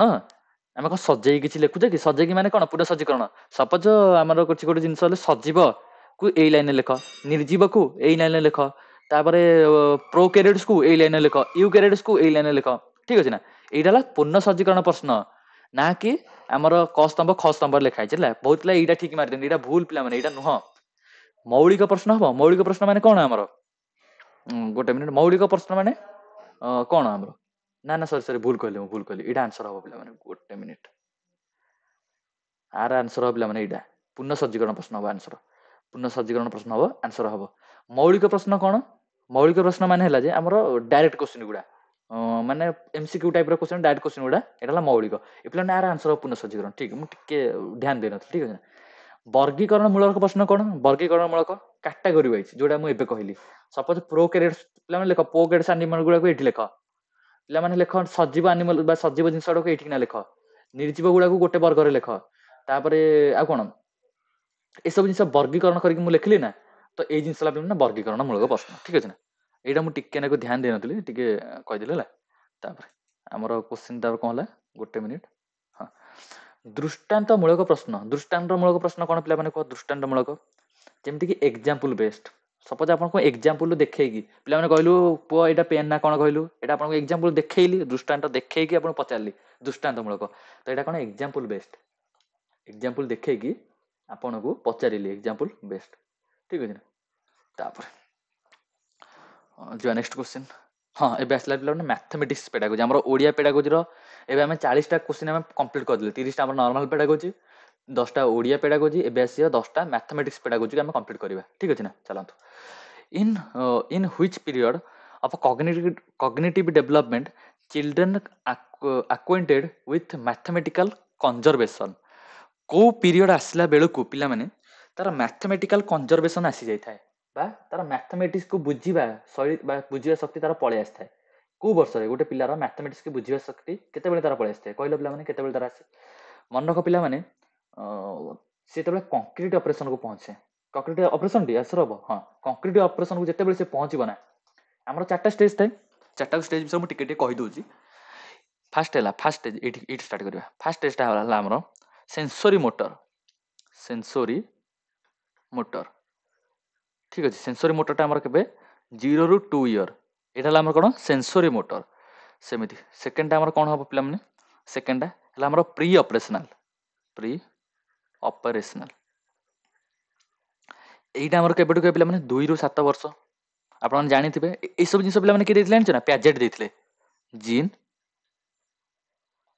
ପ୍ୟାଜେଟ୍, ଠିକ ଅଛି। ଆଙ୍କ ବିଷୟରେ ଦେଖନ୍ତୁ, ଜିନ୍ ପ୍ୟାଜେଟ୍ ବିଷୟରେ ଦେଖ, ଡାଇରେକ୍ଟ ପଚାରିନି, ଦେଖ ଇନଡାଇରେକ୍ଟଲି ପଚାରିଛି। ସିଲାବସରେ ଆମର ଜିନ୍ ପ୍ୟାଜେଟ୍ ମେନସନ୍ ନାହିଁ, ଫିର ବି ଦେଖ ପଚାରିଛି, ବୁଝୁଛ ନା। ତ ଏଇଠୁ ଆପଣ ଜାଣ, ମୁଁ ଯାହା ବି ନୋଟ୍ ଦେବି ନା, ତାକୁ ଟିକେ ଭଲସେ ପଢିଦବ, କାରଣ ମୁଁ ଟିକେ ପ୍ରିଭିୟସ୍ ଇୟରକୁ ଦେଖିକି ନୋଟ୍ ବନାଏ, ଠିକ ଅଛି ନା। ମୁଁ ଫାଷ୍ଟ ଦେବି ସିଲାବସ୍ ୱାଇଜ୍ ଗୋଟେ ନୋଟ୍ସ ଦେବି, ତାପରେ ଆଉ ଗୋଟେ ଜିନିଷ ଯୋଉଟା ସବୁ ଏକ୍ସଟ୍ରା ପଚାରୁଛି, ସିଲାବସରେ ନଥାଇକି ବି ପଚାରୁଛି, ମାନେ ଅଛି ଜିନ୍ ପ୍ୟାଜେଟ୍ ବିଷୟରେ ଡାଇରେକ୍ଟ ନ ଲେଖା ହେଲେ ବି ଲେଖା ହେଇଛି ଚାଇଲ୍ଡ ଡେଭଲପମେଣ୍ଟ ଲେଖା ହେଇଛି, ସେଥିରେ ଜିନ୍ ପ୍ୟାଜେଟ୍ ଆସେ। କିନ୍ତୁ ଜିନ୍ ପ୍ୟାଜେଟ୍ ଆଉ ଭାଇଗଟ୍ସ କି ଏସବୁ ଜିନିଷ ଉପରେ ମୁଁ ଗୋଟେ ସେପାରେଟ୍ ଆପଣଙ୍କୁ ଗୋଟେ ସିଟ୍ ଦେଇଦେବି, ୱାର୍କସିଟ୍ ଦେଇଦେବି, ଯୋଉଟା ପୁରା ଡିଟେଲ ତାଙ୍କ ବିଷୟରେ ସର୍ଟ ନୋଟ୍ ୱାଇଜ୍ ଲେଖା ହେଇଥିବ, ତାକୁ ପଢିଦେବେ। ତାକୁ ପଢିଦେଲେ ନା ଏସବୁ ଜିନିଷ ପୁରା ହାଲୁଆ ଲାଗିବ, ମାନେ ପୁରା ବହୁତ ମାନେ ପୁରା ଜଣା ପଡିବନି, ବହୁତ ସହଜ ହେଇଯିବ ଏସବୁ ଜିନିଷ, ଠିକ ଅଛି ନା। ତାପରେ 3 ନମ୍ବର ପିଲାମାନେ ଆମର କଣ? ଫର୍ମାଲ ସରି କଂକ୍ରିଟ ଅପରେସନାଲ। କଂକ୍ରିଟ ଅପରେସନ ଆମର କେତେ ବୟସରୁ କେତେ ବୟସ ପିଲାମାନେ? କେତେ ବୟସରୁ କେତେ ବୟସ? 7 ବର୍ଷରୁ 11 ବର୍ଷ। ତାପରେ ଆଉ ରହିଲା ଫୋର୍ଟା ହେଲା ଫର୍ମାଲ ଅପରେସନାଲ। ଫର୍ମାଲ ଅପରେସନାଲ, ଏଇଟା ଆମର କେତେ? 11 ବର୍ଷରୁ ଅନୱାର୍ଡ। ଗୋଟେ ମିନିଟ୍ 10 ଲେଖିଥିଲି, 11ରୁ ଆମର ଅନୱାର୍ଡ, ଠିକ ଅଛି ନା। 11ରୁ ଅନୱାର୍ଡ ଯାହା ରହିଲେ ଆମର ଫର୍ମାଲ ଅପରେସନ। ସେନ୍ସୋରି ମୋଟରରେ ଜାଣିଥ ପିଲାମାନେ, ସେ ସବୁ ସେନ୍ସ ଦ୍ୱାରା ଶିଖିବ, ତାର ମୋଟର ଆକ୍ଟିଭିଟି ସେନ୍ସ ମାନେ ସେ କରିକି ଶିଖିବ, ଠିକ ଅଛି। ଆଉ ପ୍ରି ଅପରେସନାଲରେ ପିଲାମାନେ ସେ କଣ? ସିମ୍ବଲିକ ଥିଙ୍କିଂ ବା ଭାଷାର ବିକାଶ ଟିକେ ଟିକେ ହବ, ସିଏ ଜିନିଷ ଗୁଡାକୁ ସିମ୍ବଲ କରି ଶିଖିବ, ଠିକ ଅଛି ନା। କନକ୍ରିଟ ଅପରେସନାଲ ପିଲା ମାନେ ତାର ଟିକେ ଟିକେ ଲଜିକାଲ ଥିଙ୍କିଂ ତାର ଟିକେ ଟିକେ ଷ୍ଟାର୍ଟ ହେଇଯାଇଥିବ। ହୁଏତ ସେ ମ୍ୟାଥମେଟିକାଲ ଅପରେସନ ଗୁଡାକୁ ସିଏ ପୁରା ହେଭି ଲେବୁଲର ନ କରିପାରେ ବା ଯୋଉ କଣଟି ଆଲଜେବ୍ରା ଏକା ସଲ୍ଭ ନ କରିପାରେ, କିନ୍ତୁ ସିଏ ମ୍ୟାଥମେଟିକାଲ ଅପରେସନ ଯେମିତିକି ଯୋଡ଼ିବା, 1+1 କେତେ, 2+2 କେତେ, ଗଣିତ ଶିଖିବା, ଗୁଣନ କରିବା, ହରଣ କରିବା, ଏସବୁ ଜିନିଷ କେବେଠୁ ଷ୍ଟାର୍ଟ ହେଇଯିବ ପିଲାମାନେ, ବା ମ୍ୟାଥମେଟିକାଲ ଅପରେସନ କଂକ୍ରିଟ ଅପରେସନାଲରୁ ଆମର ଷ୍ଟାର୍ଟ ହେଇଯିବ ମ୍ୟାଥମେଟିକାଲ ଅପରେସନ ଗୁଡ଼ା ଷ୍ଟାର୍ଟ ହେଇଯିବ। ତାର ଫର୍ମାଲ ଅପରେସନାଲ ସହିତ ଆଲଜେବ୍ରା କରିବ, ଟ୍ରିଗୋନୋମେଟ୍ରି କରିବ, ଆବଷ୍ଟ୍ରାକ୍ଟ ଥିଙ୍କିଂରୁ ସେ କନସେପ୍ଟ କରିପାରିବ, ଠିକ ଅଛି ନା। ତାପରେ ଚାଲନ୍ତୁ ଆର ଆନ୍ସର ପିଲାମାନେ କଣ ହବ ପିଲାମାନେ, କଂକ୍ରିଟ ଅପରେସନାଲ ହବାର ଆନ୍ସର। ଚାଲନ୍ତୁ abstract in the strength of mathematics, sorry, ଗୋଟେ minute, abstraction is the strength of mathematics but it will be useful, it involves maximum number of specific situations। କିଏ ଏଇ ଜିନିଷଟା କହିଥିଲେ, ଏଇଟା ତ ଗୋଟେ ଡାଇରେକ୍ଟ କ୍ୱେଶ୍ଚନ, ଏଇ ଜିନିଷଟା ଆଉ କଣ ଆକୁ ବୁଝେଇବି, ଡାଇରେକ୍ଟ କହିଦଉଛି ଆର ଆନ୍ସର ହେଲା ହିଲବର୍ଟ। ହେଲା, ମନେ ରଖିଦିଅନ୍ତୁ ଆର ଆନ୍ସର ହେଲା ହିଲବର୍ଟ। ତାପରେ ଆସନ୍ତୁ ଗୋଟେ ମିନିଟ୍, ଏବେ ହେଲା 101, ନାଇଁ ସରି ଗୋଟେ ମିନିଟ୍, ଆର ଆନ୍ସରଟା ହିଲବର୍ଟ ନୁହଁ ପିଲାମାନେ, ନା ହିଲବର୍ଟ। ତାପରେ ହିଲବର୍ଟ ନା, ଗୋଟେ ମିନିଟ୍, ଆର ଆନ୍ସରଟା କଣ, ମୁଁ ଟିକେ କନଫ୍ୟୁଜ ରହୁଛି। ଆପଣ କମେଣ୍ଟ କରିଦେବେ ଆର ଆନ୍ସର କଣ ହବ ପିଲାମାନେ, ଆଇଦର ହବ ଲିପମ୍ୟାନ ବିୟର୍ସ ହବ, ନହେଲେ ହିଲବର୍ଟ ହବ। ଏଇ ଦି ଜଣ ଭିତରୁ ଯାହା ଗୋଟେ ଆନ୍ସର ପିଲାମାନେ ଏଇଟା କମେଣ୍ଟ କରିଦେବେ, ଠିକ ଅଛି ନା। ଏଇଟା ଟିକେ କମେଣ୍ଟ କରିବେ, ଏଇଟା କମେଣ୍ଟରେ ଆପଣମାନେ ଜଣେଇବେ, ଏଇଟା ଆପଣମାନଙ୍କ ପାଇଁ ଟ୍ୟାକ୍ସ। କମେଣ୍ଟସରେ ଆପଣ ଜଣେଇବେ, ଠିକ ଅଛି ନା, ଏଇଟା ଆପଣଙ୍କ ପାଇଁ ଟ୍ୟାକ୍ସ। ଚାଲନ୍ତୁ, which of the following is not an example of enrichment program for a student mathematics? କୋଉ ଜିନିଷଟା ଆମର ଏକ୍ସାମ୍ପଲ ମାନେ ମ୍ୟାଥମେଟିକ୍ସ କୁ ଏନରିଚମେଣ୍ଟ ପ୍ରୋଗ୍ରାମଟା କୋଉଟା ଏକ୍ସାମ୍ପଲ ନୁହଁ, ଠିକ ଅଛି ନା। ହେଲ୍ପିଂ, କ୍ୱେଶ୍ଚିନ୍ ହେଲା helping fellow students in solving mathematics, ନା ଏଇଟା ହବନି। ପ୍ରୋଭାଇଡିଂ ଅପରଚୁନିଟିଜ ଟୁ ଅର୍ଗାନାଇଜ ମ୍ୟାଥମେଟିକାଲ ସେମିନାର୍ସ, ନା। attempting to solve problems of students within school hours, এইটা ବି এইটা ହବ, କାରଣ ଏଇଟା ନଟ୍ ଲେଖା ହେଇଛି, ଠିକ ଅଛି ନା। ତାପରେ preparation of new teaching AIDS, ନା ଏଇଟା ହବନି। ଏସବୁ ଜିନିଷ ପଜିଟିଭ, ଠିକ ଅଛି ନା, ଏସବୁ ଜିନିଷ ପଜିଟିଭ ଅଛି, ଏଇ ଗୋଟାକ ନେଗେଟିଭ ଅଛି, କାରଣ ଖାଲି ସ୍କୁଲ ଆୱାରରେ ଖାଲି କ୍ୱେଶ୍ଚିନ ସଲ୍ଭ କରିବା ମାନେ ଅଛି, ଠିକ ଅଛି ନା। ଚାଲନ୍ତୁ, which is the specific behavior of understanding based questions? understanding based question ରେ ଆମର କଣ ଆମର ବିହେଭିୟର ରହିବା ଦରକାର, ଠିକ ଅଛି ନା। ଆଇଡେଣ୍ଟିଫାଇଂ ମ୍ୟାଥମେଟିକାଲ ଆଇଡେଣ୍ଟିଫିକେସନ ଫର୍ମୁଲା, ଆମେ ଖାଲି ଫର୍ମୁଲା ଦେବା, ନାଇଁ ଫର୍ମୁଲାରେ ଆନ୍ସର କର, ନା ଏଇଟା ଜମା ନୁହଁ। ପର୍ପୋଜ ଅଲ୍ଟରନେଟ୍ ମେଥଡ ଫର ସଲଭିଂ ମ୍ୟାଥମେଟିକ୍ସ, ଏଇଟା ହବ। ମାନେ ବହୁତ ସାରା ମେଥଡ, ବହୁତ ସାରା ଟ୍ରିକ୍ସ ଦବା। ଆପଣମାନେ ଯେତେବେଳେ ମୋର ମ୍ୟାଥମେଟିକ୍ସ କ୍ଲାସ କରିବେ ନା, ମୁଁ ଗୋଟେ କ୍ୱେଶ୍ଚିନ୍ କି 3-4ଟା ମେଥଡରେ ଆପଣଙ୍କୁ ପଢଉଥିବି, ଠିକ ଅଛି ନା। ସେତେବେଳେ ଜାଣିବେ ମ୍ୟାଥମେଟିକ୍ସ କଣ, ବା ମ୍ୟାଥମେଟିକ୍ସ କେମିତି ପଢିବାକୁ କେମିତି ମଜା ଲାଗେ, ଠିକ ଅଛି। ତାପରେ verify the results of mathematical generalisations, ଏଇଟା ହବ ପିଲାମାନେ, ନା ଏଇଟା ହବନି। Mathematical estimation and verification proofs, ନା। ଆମର ଏଷ୍ଟିମେସନ ଆମର କଣ ଦରକାର, ପ୍ରିଭିୟସ ଜ୍ଞାନ ଗୁଡ଼ା ଆମର କଣ ଦରକାର, ଆମେ ଗୋଟେ ଷ୍ଟୁଡେଣ୍ଟକୁ ଆମେ ଯୋଉ କଣ ନା ମ୍ୟାଥମେଟିକାଲ ପ୍ରୋବ୍ଲେମ ଗୁଡ଼ା ସଲ୍ଭ କରିବା ଡିଫରେଣ୍ଟ ୱେରେ, ସହଜ ମେଥଡରେ ପଢେଇବା, ସ୍ମାର୍ଟ ମେଥଡରେ ପଢେଇବା, ଲଙ୍ଗ ମେଥଡ ତାକୁ ବୁଝେଇବା, ସବୁ ମେଥଡ ବୁଝେଇବା, ଯାହାଫଳରେ କି ସିଏ ଜିନିଷଟାକୁ 3-4ଟା ୱେରେ ବୁଝିଲେ ହିଁ ସେ ଜିନିଷଟାକୁ ଧରି ପାରିବ, ଠିକ ଅଛି ନା। ଚାଲନ୍ତୁ ତାପରେ ଆଉ କଣ କ୍ୱେଶ୍ଚିନ୍ ରହିଲା, ହଁ ଗୋଟେ minute. which method is adopted to establish formula in mathematics? Establish formula, adopted establish formula, ମାନେ ଆଗରୁ ଫର୍ମୁଲାଟା ରେଡି ହେଇକି ଅଛି, ଆପଣ ତାକୁ ଆଡପ୍ଟ କରିବେ। କୋଉ ମେଥଡ ଆଡପ୍ଟ କରିବେ, ଇଣ୍ଡକ୍ସନରେ। ଡିଡକ୍ସନ ତ ନିଜେ ଫର୍ମୁଲା ତିଆରି କରିଦେବେ ନା, ଆନାଲିସିସ୍ ତ କୋଶ୍ଚିନଟାକୁ ଆନାଲିସିସ୍ କରିବେ, ସିନ୍ଥେସିସ୍ ତ ନିଜେ କରିବେ। କିନ୍ତୁ ଇଣ୍ଡକ୍ସନରେ କଣ, ଇଣ୍ଡକ୍ସନ ମେଥଡରେ ଆପଣ କଣ ନା ଗୋଟେ ମ୍ୟାଥମେଟିକ୍ସର ଗୋଟେ ଫର୍ମୁଲା ଅଛି, ତାକୁ ଆପଣ ଆପ୍ଲାଏ କରି ସଲ୍ଭ କରିବେ। ଆପଣ ନିଜର କିଛି କ୍ରିଏଟିଭିଟି ଦେଖେଇବେନି, ବୁଝନ୍ତୁ ନା ନାଇଁ। ନିଜର କିଛି କ୍ରିଏଟିଭିଟି ଦେଖେଇବେନି, ଗୋଟେ ମ୍ୟାଥମେଟିକାଲ ଫର୍ମୁଲା ଦିଆହେଇଛି, ଆପଣ ତାକୁ ଆପଣେଇବେ, ଆପଣ ତାକୁ କରିବେ, ଠିକ ଅଛି ନା। ତ ଚାଲନ୍ତୁ ନେକ୍ସଟ କ୍ୱେଶ୍ଚିନ୍ କି ଯିବା।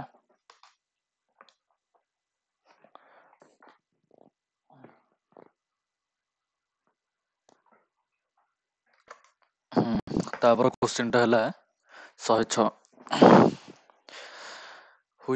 which one of the following is an affective domain in teaching mathematics? ପିଲାମାନେ affective domain କୋଉଟା, ବା affective domain କୋଉଟା କି ଟିଚିଂ ମ୍ୟାଥମେଟିକ୍ସରେ affective domain କୋଉଟା। affective domain ମାନେ କଣ ପିଲାମାନେ, ଫାଷ୍ଟ କି affective ମାନେ ହେଲା ଯେମିତି କି ଆପଣଙ୍କର ଇଣ୍ଟରେଷ୍ଟ ଅଛି କରିବାରେ, ବା ଇଣ୍ଟରେଷ୍ଟ, ତାପରେ ଆମର ମୋଟିଭେସନ, ଠିକ ଅଛି, ଠିକ ଅଛି। ଏଇ ଜିନିଷ କହିଲେ ଆମେ କଣ ବୁଝିବା ନା, ଆଫେକ୍ଟିଭ ଡୋମେନ୍। आमको पचार जे which of the following is affective domain in teaching mathematics mathematics पढ़ला बेले कोडा हमर अफेक्टिव डोमेन ठीक अछि ना लिखिछि काउंटिंग नंबर्स हबो ना हबनी सॉल्विंग मैथमेटिकल प्रॉब्लम्स हबनी राइट द मल्टीप्लिकेशन हबनी interested in solving mathematical problem जदि आपनकर इंटरेस्ट अछि बा आपनको मोटिवेशन अछि जदि आपनको भल लागुछि देन सेडा हला कोन पिला माने अफेक्टिव डोमेन ठीक अछि ना तो चलंतु नेक्स्ट क्वेश्चन के जिबा Which one does not signify the features of mathematics? कोडा मैथमेटिक्स रो फीचर को सिग्निफाई करे नहीं ठीक अछि साइंस ऑफ मैग्नीट्यूड माने कोन माप माप होला गोटे मिनिट मैग्नीट्यूड माने कोन पिला माने माप करिबा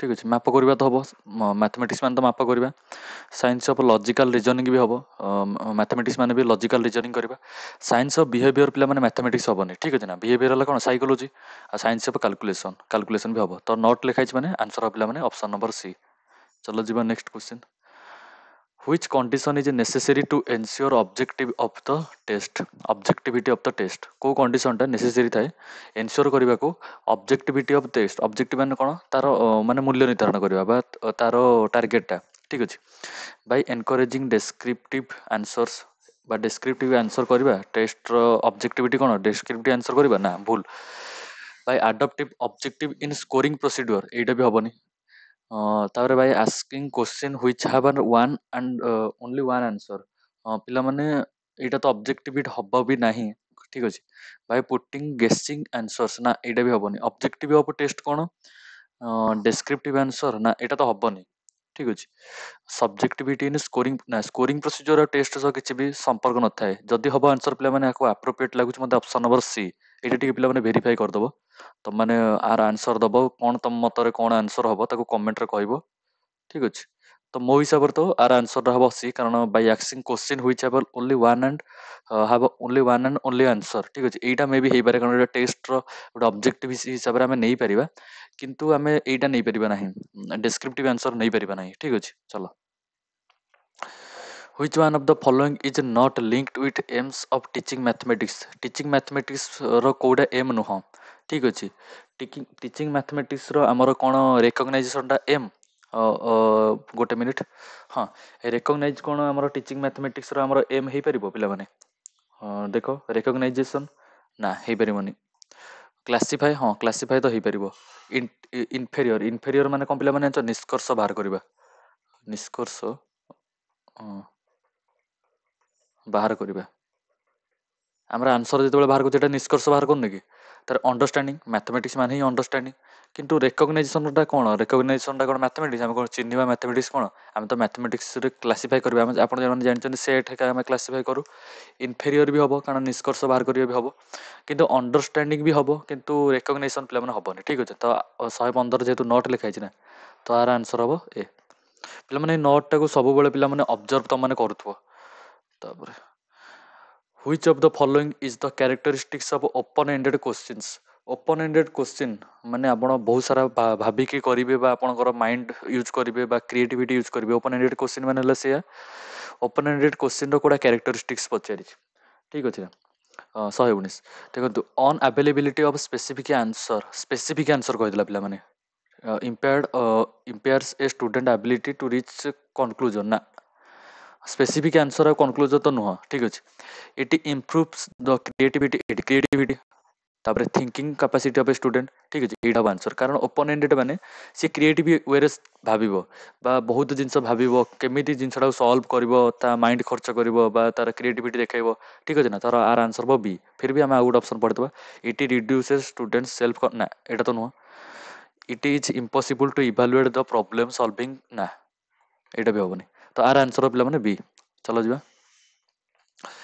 There should be a World Bank in every primary school because it helps to build up World Bank World Bank World Bank माने कोन पिला माने आपण माने जदि जानि नथिबे World Bank माने कलेक्शन ऑफ वर्ड्स बा कलेक्शन ऑफ वर्ड बा एमिति गोटे टेबल फॉर्मेट लिखा हिथिबो आ बहुत सारा वर्ड थिबो हला सेटा हला वर्ड बैंक ठीक अछि तापरे जेमिति कि आपणकर କାଟାଗୋରୀ ଅନୁସାରେ ୱାର୍ଡ ଥାଏ, ଯେମିତିକି ଫ୍ରୁଟ୍ସ, ଫ୍ରୁଟ୍ସ ଲେଖା ହେଇଥିବ ତା ତଳେ ବହୁତ ସାରା ୱାର୍ଡ ଥିବ ବା ବହୁତ ସାରା ଫ୍ରୁଟ୍ସର ନେମ୍ ଥିବ।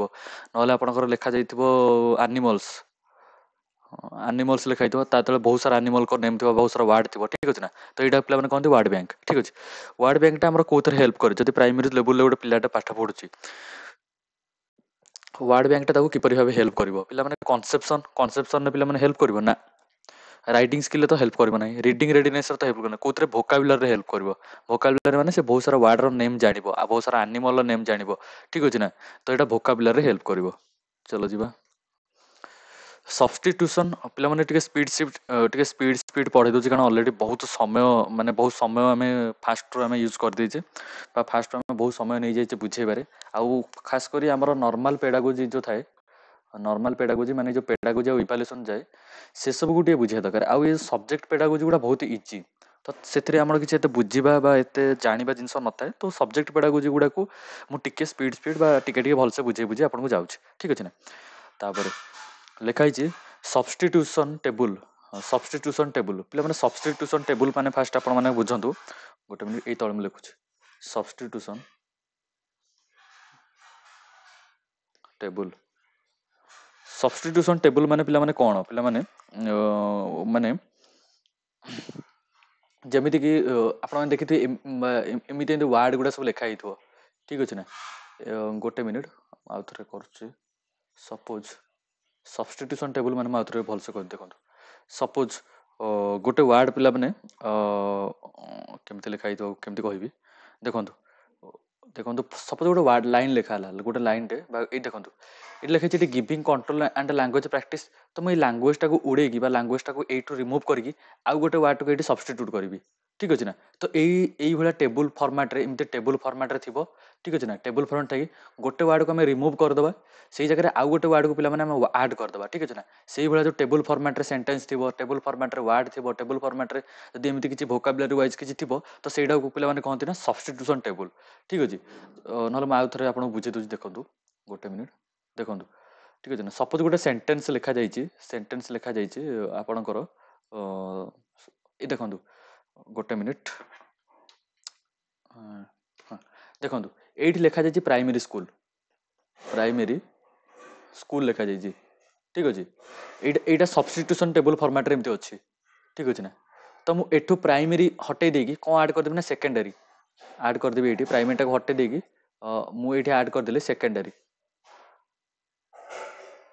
ଠିକ୍ ଅଛି ନା। ତ ଆର ମିନିଂ ଚେଞ୍ଜ ହେଇଗଲା, ଯେହେତୁ ଆର ମିନିଂ ଚେଞ୍ଜ ହେଇଗଲା, ତ ପୁଣି ସେକେଣ୍ଡାରୀ ହଟେଇ ଦେଇକି ମୁଁ ଏଠି ଲେଖିଦେବି ଟର୍ସିଆରୀ, ଠିକ୍ ଅଛି ନା। ଏଇ ଜିନିଷଟା ହେଲା ସବଷ୍ଟିଟ୍ୟୁସନ ଟେବୁଲ, ଠିକ୍ ଅଛି। ନହେଲେ ସ୍କୁଲକୁ ହଟେଇ ଦେଇକି ମୁଁ ଲେଖିଦେବି ୟୁନିଭର୍ସିଟି ବା କଲେଜ, ଠିକ୍ ଅଛି। କଲେଜ ଲେଖିଦେଲି, ଟର୍ସିଆରୀ କଲେଜ, ଠିକ୍ ଅଛି ନା। ତ ଏଇଟାକୁ କ'ଣ କହନ୍ତି ପିଲାମାନେ? ଆମର ସବଷ୍ଟିଟ୍ୟୁସନ ଟେବୁଲ ବା ସବଷ୍ଟିଟ୍ୟୁସନ ଟେବୁଲ ଡ୍ରିଲ୍ ଏଇଟାକୁ କହନ୍ତି। ଏଇଟା ନା ପ୍ରାଇମେରୀ ଲେବୁଲ ବା ପ୍ରାଇମେରୀ ସ୍କୁଲ ପିଲାମାନେ ସେମାନଙ୍କ ପାଇଁ ଏଇ ଜିନିଷଟା ଥାଏ। ଆମକୁ କୋଶ୍ଚିନ୍ ପଚାରିଛି, ଆପଣମାନେ ବୁଝି ସାରିଥିବେ ସବଷ୍ଟିଟ୍ୟୁସନ ଟେବୁଲ କ'ଣ। ଗୋଟେ ମିନିଟ୍ ମୁଁ ଲିଭେଇ ଦିଏ। ହଁ, substitution table drills helps the teachers in, ମାନେ ଟିଚର ମାନଙ୍କୁ କ'ଣ ହେଲ୍ପ କରେ, ଠିକ୍ ଅଛି। ତ ଫାଷ୍ଟ ହେଲା ଡେଭଲପିଂ ଫ୍ରି ରାଇଟିଂ ସ୍କିଲ୍, ଏଇଟାରେ ହେଲ୍ପ କରେ ପିଲାମାନେ। ତାପରେ ଆଉ ଗୋଟେ ହେଲା ଡେଭଲପିଂ ଲିସନିଂ ସ୍କିଲ୍ ବା improving fluency of learners, giving control language practice. କୋଉଥିରେ ପିଲାମାନେ ହେଲ୍ପ କରେ? ପିଲାମାନେ ଗିଭିଂ କଣ୍ଟ୍ରୋଲ ଲାଙ୍ଗୁଏଜ ପ୍ରାକ୍ଟିସ୍ରେ ପିଲାମାନେ ହେଲ୍ପ କରେ। କାରଣ ଆପଣମାନେ ଜାଣିଥିବେ, ଆପଣମାନେ ଯେଉଁ ଲାଙ୍ଗୁଏଜ ବା ଯେଉଁ ଥ୍ରୋରେ ପିଲାମାନଙ୍କୁ ପଢ଼ିବାକୁ ଚାହିଁବେ, ସେଇ ୱାର୍ଡ଼ରେ ସେଇ ମିନିଂର ବା ସେଇ କାଟାଗୋରୀ ୱାଇଜ୍ ପିଲାମାନଙ୍କୁ ପଢ଼େଇ ପାରିବେ, ଯାହାଫଳରେ କି ଆପଣଙ୍କର ଟିଚିଂ ଆପଣଙ୍କୁ ପଢ଼େଇବାକୁ ବି ଭଲ ଲାଗିବ, ପିଲାଙ୍କୁ ବି ପଢ଼ିବାକୁ ପଡ଼ିପାରିବ, ଠିକ୍ ନା। ତ ଗିଭିଂ କଣ୍ଟ୍ରୋଲ ଲାଙ୍ଗୁଏଜ ପ୍ରାକ୍ଟିସ୍ ହେବ। ତାପରେ ଆସନ୍ତୁ ଯିବା, learning English in India is important. ଆମର ଇଂଲିଶ ଲର୍ଣ୍ଣିଂଟା ଇଣ୍ଡିଆରେ କ'ଣ ପାଇଁ ଇମ୍ପୋର୍ଟାଣ୍ଟ? କାରଣ ଆମ ଇଣ୍ଡିଆରେ ବହୁତ ସାରା ଲାଙ୍ଗୁଏଜ ଅଛି, ଆପଣମାନେ ଜାଣିଥିବା ଦରକାର ବି। ବହୁତ ସାରା ଲାଙ୍ଗୁଏଜ ଅଛି, ହିନ୍ଦୀ ଅଛି, ତାମିଲ ଅଛି, ମରାଠୀ ଅଛି, ବେଙ୍ଗଲୀ ଅଛି, ବହୁତ ସାରା ଲାଙ୍ଗୁଏଜ ଅଛି। ତ ଯେହେତୁ ବହୁତ ସାରା ଲାଙ୍ଗୁଏଜ ଅଛି, ତା ଭିତରୁ ଯଦି ଆମେ ହିନ୍ଦୀକୁ ଯଦି ଆମେ ଏବେ ଆମର ହିନ୍ଦୀଟା ଆମର ନ୍ୟାସନାଲ ଲାଙ୍ଗୁଏଜ ନୁହଁ, ଆମେ କହୁଛେ ଆମର ହିନ୍ଦୀ ରାଷ୍ଟ୍ରଭାଷା, କିନ୍ତୁ ଏବେ ନର୍ମାଲି ଆପଣମାନେ ଯଦି ଜାଣିଥିବେ, ଆମର ଡକୁମେଣ୍ଟ ଆଉ କୋର୍ଟ ବା ଆମର ହାଇକୋର୍ଟ ଆଉ ସୁପ୍ରିମକୋର୍ଟରେ ଆମର ହିନ୍ଦୀକୁ ଆମର ବା ଯେତେବେଳେ ଆମର କୌଣସି ଦୁଇଟି ଲୟର ବା ଦୁଇଟି ଆଡଭୋକେଟ୍ ବା ଯେତେବେଳେ ଜଜ୍ ଆଉ ଆଡଭୋକେଟ୍ଙ୍କର ଯେତେବେଳେ 1v1 ହୁଏ ବା ଯେତେବେଳେ ତାଙ୍କ ଉପରେ ଇଣ୍ଟରାକ୍ସନ୍ ହୁଏ, ତାଙ୍କ ବିଷୟରେ କମ୍ୟୁନିକେସନ୍ ହୁଏ, ସେଇ ଟାଇମ୍ରେ ପିଲାମାନେ ଆମର ଇଂଲିଶ ହିଁ ୟୁଜ୍ କରାଯାଏ, ଠିକ୍ ଅଛି, ଯେହେତୁ ଆମର ଇଣ୍ଡିଆର କୌଣସି ଅଫିସିଆଲ ଲାଙ୍ଗୁଏଜ ନାହିଁ, ତ ତେଣୁ ଆମ ଇଣ୍ଡିଆ ବା ଇଣ୍ଡିଆରେ ଇଂଲିଶକୁ ଆମର ଗୋଟେ ଲିଙ୍କେଜ ବା ଲିଙ୍କ ଲାଙ୍ଗୁଏଜ ହିସାବରେ ୟୁଜ୍ କରାଯାଏ। ତ ଏଠି ଆମର ଇଣ୍ଡିଆରେ ଇଂଲିଶଟା କ'ଣ ପାଇଁ important? Because it is a link language in a multilingual country. ଆମ ଦେଶରେ ଯେହେତୁ ବହୁତ ସାରା ଲାଙ୍ଗୁଏଜ ଅଛି, ତ ଇଂଲିଶଟା କ'ଣ ଆମର ଗୋଟେ ଲିଙ୍କ ଲାଙ୍ଗୁଏଜ ହିସାବରେ ଆମର ୟୁଜ୍ କରାଯାଏ। ଆଉ ଏଇଟା ତ ଗୋଟେ ଫରେନ୍ ଲାଙ୍ଗୁଏଜ, ଆଉ ପାୱାର ନା ଏଇଟା ତ ହବନି, ଅଲ୍ ନା ଏଇଟା ତ ଲାଙ୍ଗୁଏଜ ଅଫ୍ ଆୱାର ପାୱାରଫୁଲ କଲୋନାଇଜର୍ସ, ନା ହବନି। It is a foreign language, କିନ୍ତୁ ଆମ ଇଣ୍ଡିଆରେ ଇମ୍ପୋର୍ଟାଣ୍ଟ ଏଥିପାଇଁ କାରଣ ଏଇଟା ଗୋଟେ link language in a multilingual country, ଆଉ ଇଣ୍ଡିଆଟା ଆମର ହେଲା ମଲ୍ଟିଲିଙ୍ଗୁଆଲ କଣ୍ଟ୍ରି। ଠିକ୍ ଅଛି ନା? କାରଣ ଇଣ୍ଡିଆରେ ଆମର ହିନ୍ଦୀକୁ ଅଫିସିଆଲ ଲାଙ୍ଗୁଏଜ ଏଥିପାଇଁ କରିଦିଆ ବା ମାନେ ଆମେ ପିଲାବେଳେ ପଢ଼ିଛେ ହିନ୍ଦୀ ହେଲା ଆମର ରାଷ୍ଟ୍ରଭାଷା, କିନ୍ତୁ ହିନ୍ଦୀଟା ଆମର ଟୋଟାଲି ସବୁ ଜାଗାରେ ୟୁଜ୍ ହେଇପାରୁନି ଏଥିପାଇଁ କାରଣ ଆପଣମାନେ ଯଦି ସାଉଥ ଇଣ୍ଡିଆ ଆଡ଼କୁ ଯିବେ ବା ସାଉଥ ଇଣ୍ଡିଆ ଯେମିତି ତାମିଲନାଡ଼ୁରେ ହିନ୍ଦୀ ଲାଙ୍ଗୁଏଜକୁ ବହୁତ ବିରୋଧ କରନ୍ତି। ଆଉ ପ୍ରାୟ କର୍ଣ୍ଣାଟକରେ ସେମିତି ହେଲା, ସେପଟ ସାଉଥ ଇଣ୍ଡିଆ ଷ୍ଟେଟ୍ ମାନଙ୍କରେ ହିନ୍ଦୀକୁ ଗ୍ରହଣ କରନ୍ତି ନାହିଁ। ତ ତେଣୁ ଆମର ହିନ୍ଦୀଟା ଅଫିସିଆଲ ଲାଙ୍ଗୁଏଜ ହେଇପାରୁନି ଏଥିପାଇଁ କାରଣ ବହୁତ ସାରା ଷ୍ଟେଟ୍ ମାନଙ୍କରେ ହିନ୍ଦୀକୁ ଅଫିସିଆଲ ଲାଙ୍ଗୁଏଜ ଉପରେ ଧରାଯାଉ ନାହିଁ। ତ ସେଥିପାଇଁ ଇଂଲିଶକୁ ୟୁଜ୍ କରାଯାଏ କ'ଣ କି ଗୋଟେ କନେକ୍ଟିଂ ଲାଙ୍ଗୁଏଜ ବା ଗୋଟେ ଲିଙ୍କ ଲାଙ୍ଗୁଏଜ ହିସାବରେ ଆମର ଇଂଲିଶକୁ ୟୁଜ୍ କରାଯାଏ। ଠିକ୍ ଅଛି ନା? ତ ଆର ଆନ୍ସର ପିଲାମାନେ ଅପସନ୍ ନମ୍ବର ଡି। ଚାଲନ୍ତୁ, when in a specific situation rules are applied we call the method। ଗୋଟେ ସ୍ପେସିଫିକ୍ ସିଚୁଏସନରେ ଯେତେବେଳେ ଆମେ ରୁଲକୁ ଆପ୍ଲାଏ କରିବା ନହେଲେ ଫର୍ମୁଲା ଆପ୍ଲାଏ କରିବା, ଠିକ୍ ଅଛି ନା? ଆମେ ଯେତେବେଳେ ଫର୍ମୁଲା ଆପ୍ଲାଏ କରିବା ତାହେଲେ ଏଇଟା କ'ଣ ପିଲାମାନେ ଯେତେବେଳେ ମନକୁ ଯେତେବେଳେ କୌଣସି ରୁଲ୍ ଆପ୍ଲାଏ କରିବା, ଫର୍ମୁଲା ଆପ୍ଲାଏ କରିବା, କୌଣସି ମେଥଡ଼କୁ ଆପ୍ଲାଏ କରିବା, ଠିକ୍ ଅଛି, ସେତେବେଳେ ଆମେ ଏଇଟା କ'ଣ ଇଣ୍ଡକ୍ଟିଭ୍ ମେଥଡ଼ କଲେ ନା କି ଡିଡକ୍ଟିଭ୍ କଲେ? ଡିଡକ୍ଟିଭ୍ ମାନେ ନିଜେ ସଲ୍ୟୁସନ୍ ବାହାର କରିବା, ନା କି କୌଣସି ରୁଲ୍ ଆପ୍ଲାଏ ବା କୌଣସି ପୁରୁଣା ମେଥଡ଼କୁ ଆଡ଼୍ କରିକି କରିବା, ସେଇଟା ହେଲା ଡିଡକ୍ଟିଭ୍ ମେଥଡ଼। ଠିକ୍ ଅଛି ନା? ଯେହେତୁ ଆମେ ଏଇଠି କୋଶ୍ଚିନ୍ ପଚାରିଛି ଯେ ରୁଲ୍ସକୁ ଆପ୍ଲାଏ କରୁଛେ, ତ ଏଇଟା ହେବ ପିଲାମାନେ ଇଣ୍ଡକ୍ଟିଭ୍ ମେଥଡ଼। ଠିକ୍ ଅଛି ନା? ଚାଲନ୍ତୁ, ଆୱାର କନଷ୍ଟିଟ୍ୟୁସନ୍ ରେକମେଣ୍ଡସ୍ ଇଂଲିଶ ଆଜ୍। ଠିକ୍ ଅଛି, ପୁଣି ଆଉଥରେ ପଚାରିଲା, ଆମର କନଷ୍ଟିଟ୍ୟୁସନଟା ଆମର ଇଂଲିଶକୁ ରେକମେଣ୍ଡ କରେ କେଉଁ ହିସାବରେ? ଗୋଟେ କମ୍ପଲସରି ସବଜେକ୍ଟ ଏଜୁକେସନରେ ଆମର ଇଂଲିଶକୁ ଇଏ କରେ, ନା ଆମର ଲାଙ୍ଗୁଏଜ ଆଡମିନିଷ୍ଟ୍ରେସନରେ ଇଏ କରେ? ଗୋଟେ ଲାଙ୍ଗୁଏଜ ଆଡମିନିଷ୍ଟ୍ରେସନ ଏଇଟା ତ ହବା କଥା, ଆଣ୍ଡ ଆସୋସିଏଟେଡ୍ ଅଫିସିଆଲ ଏଇଟା ହବ ପିଲାମାନେ। ଇଂଲିଶ ହେଲା, ମନେ ରଖନ୍ତୁ, ବେଳେବେଳେ ବି ଏଇଟା ପେଡାଗୋଜିରେ ପଚାରିଦେଲା, ନହେଲେ ନର୍ମାଲି ବହୁତ ସାରା ପଲିଟିରେ ପଚାରେ। ଠିକ୍ ଅଛି, ଏବେ ରିସେଣ୍ଟଲି ମୁଁ ଗୋଟେ ଓଡ଼ିଶା ଗଭର୍ଣ୍ଣମେଣ୍ଟ ଗୋଟେ ଏକ୍ଜାମ ଦେଇଥିଲି, ସେ ଏଇ କ୍ୱେଶ୍ଚନଟା ଡାଇରେକ୍ଟ ପଡ଼ିଥିଲା, ଇଂଲିଶ ଇଜ୍ ଏ, ଠିକ୍ ଅଛି, ଇଂଲିଶ ଇଜ୍ ଏ ଏମିତି ପଚାରିଥିଲା। ଯାହାର ଆନ୍ସର ଥିଲା ଆନ୍ ଆସୋସିଏଟ୍ ଅଫିସିଆଲ ଲାଙ୍ଗୁଏଜ। ଠିକ୍ ଅଛି ନା? ଇଂଲିଶଟା ପିଲାମାନେ ମନେ ରଖୁ, ଆମର ଗୋଟେ ଆସୋସିଏଟେଡ୍ ଅଫିସିଆଲ ଲାଙ୍ଗୁଏଜ। ଠିକ୍ ଅଛି, ମାନେ ଫୁଲ୍ ଅଫିସିଆଲ ଲାଙ୍ଗୁଏଜ ନୁହଁ କି ଆଡମିନିଷ୍ଟ୍ରେଟିଭ ଲାଙ୍ଗୁଏଜ ତ ନୁହଁ। ଆମର ଇଣ୍ଡିଆରେ କିଛି ଏମିତି ଆଡମିନିଷ୍ଟ୍ରେଟିଭ ଲାଙ୍ଗୁଏଜ ବୋଲି କିଛି ନାହିଁ। ଆଉ କାରଣ ଆମର ଇଣ୍ଡିଆରେ ଆମର multilingual country.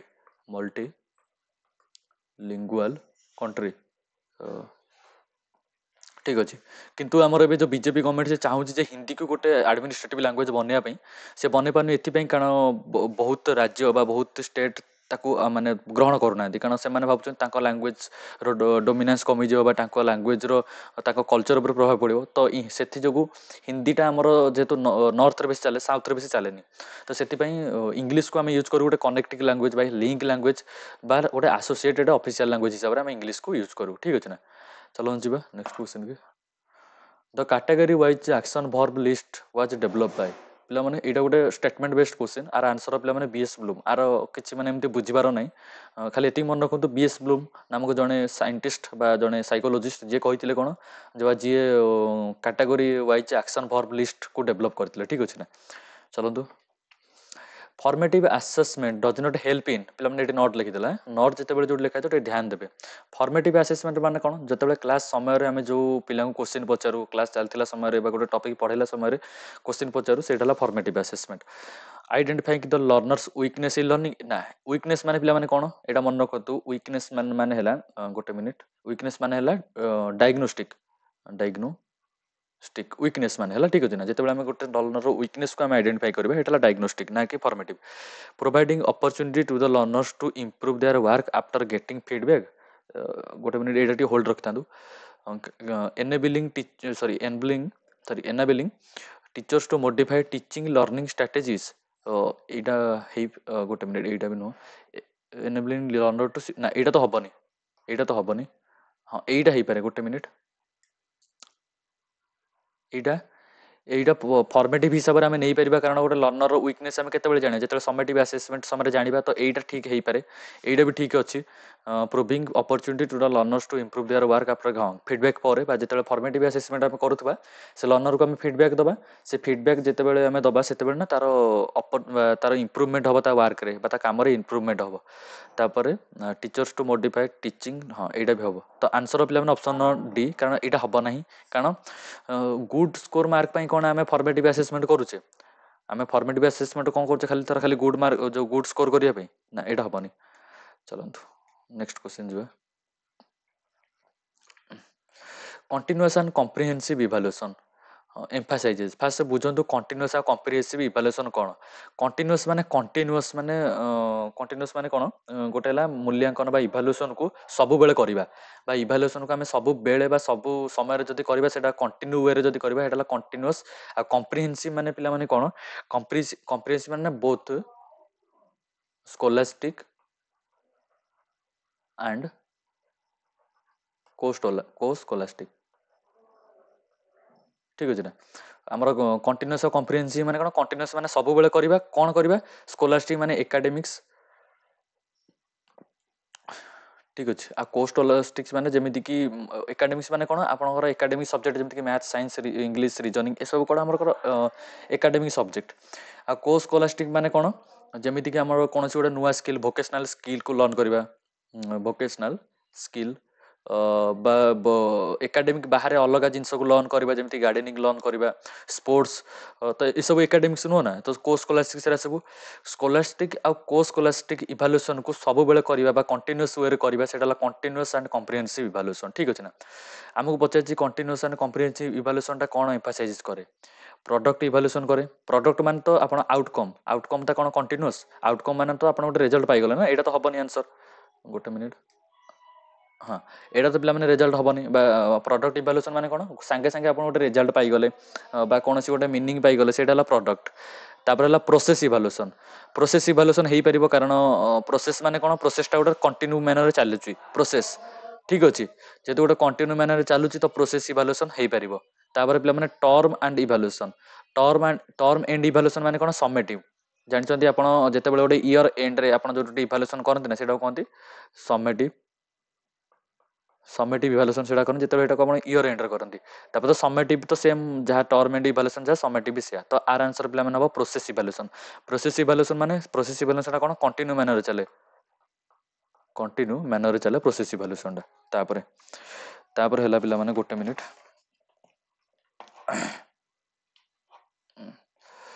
The detail and careful technique of reading text is known as ପିଲାମାନେ ଡିଟେଲ୍ ଆଣ୍ଡ କେୟାରଫୁଲ୍ ୱେରେ ପଢ଼ିବା ସ୍କିମିଂ ତ ପିଲାମାନେ ଡିଟେଲ୍ ୱେରେ ପଢ଼ିବା ନୁହଁ ସ୍କିମିଂ ମାନେ କ'ଣ ଖାଲି ଉପରେ ପଢ଼ିଦେବା ଯେମିତିକି ଆପଣ ଗୋଟେ ବୁକ୍ ପଢ଼ୁଛନ୍ତି ଆଉ ଖାଲି ନର୍ମାଲ ଯେମିତି ପଢ଼ନ୍ତି ନର୍ମାଲ ପଢ଼ି ଚାଲିଛନ୍ତି ବା ଉପରେ ଖାଲି ତରବର ହେଇ ପଢ଼ୁଛନ୍ତି ସେଇଟା ହେଲା ସ୍କାନିଂ ପିଲାମାନେ କ'ଣ ଆପଣ ଗୋଟେ ସ୍ପେସିଫିକ୍ ଜିନିଷଟାକୁ ଖୋଜି ପଢ଼ୁଛନ୍ତି ଖୋଜି ମାନେ ହେଲା ଯେମିତିକି ଆପଣ ସପୋଜ ଗୋଟେ ଫର୍ମୁଲା ହଉ ସପୋଜ ଆପଣ ମ୍ୟାଥ୍ ପଢ଼ୁଛନ୍ତି ମ୍ୟାଥ୍ର ବୁକ୍ଟା ପଢ଼ୁଛନ୍ତି କିନ୍ତୁ ଉପରେ ମ୍ୟାଥ୍ର ବୁକ୍ ଗୁଡ଼ା ପଢ଼ୁଛନ୍ତି କିନ୍ତୁ ଫର୍ମୁଲା ଗୁଡ଼ାକୁ ବାର ଆଖି ପକାଉଛନ୍ତି ତ ସେଇଟା ହେଲା ଫର୍ମୁଲାଟା ଆପଣ ସ୍କାନିଂ କରି ପଢ଼ୁଛନ୍ତି ଆଉ ସ୍କିମିଂ ହେଲା ଜଷ୍ଟ ଏମିତି ଉପରେ ହାଲକା ପଢ଼ି ଯାଉଛନ୍ତି ଇଣ୍ଟେନ୍ସିଭ୍ ରିଡ଼ିଂଟା ହେବ ପିଲାମାନେ କ'ଣ କି ଆପଣ କେୟାରଫୁଲ୍ ଟେକ୍ନିକ୍ ଯେଉଁଟାକି ଗୋଟେ ଟେକ୍ସଟକୁ ଆପଣ ରିଡ଼ିଂ କରୁଛନ୍ତି ଗୋଟେ କେୟାରଫୁଲ୍ ୱେରେ ବା ବହୁତ ଡିଟେଲ୍ ୱେରେ ପଢ଼ୁଛନ୍ତି ସେଇଟା ହେଲା ଇଣ୍ଟେନ୍ସିଭ୍ ରିଡ଼ିଂ ଟେକ୍ସଟ ସେଇଟାକୁ କହନ୍ତି ଯେଉଁଟାକି ଆପଣ ଡିଟେଲ୍ ୱେରେ ବା କେୟାରଫୁଲ୍ ୱେରେ ବା ଗୋଟେ ପେଜ୍ ନେଇଛନ୍ତି ସେ ପେଜ୍ର ଇଚ୍ ଆଣ୍ଡ ଏଭ୍ରି ଲାଇନ୍କୁ ପୁରା ଡିଟେଲ୍ ୱେରେ ଯଦି ଆପଣ ପଢ଼ୁଛନ୍ତି ନା ତାହେଲେ ଏଇଟା ହେଲା ଇଣ୍ଟେନ୍ସିଭ୍ ରିଡ଼ିଂ ଆଉ ଏକ୍ସଟେନ୍ସିଭ୍ ରିଡ଼ିଂ କ'ଣ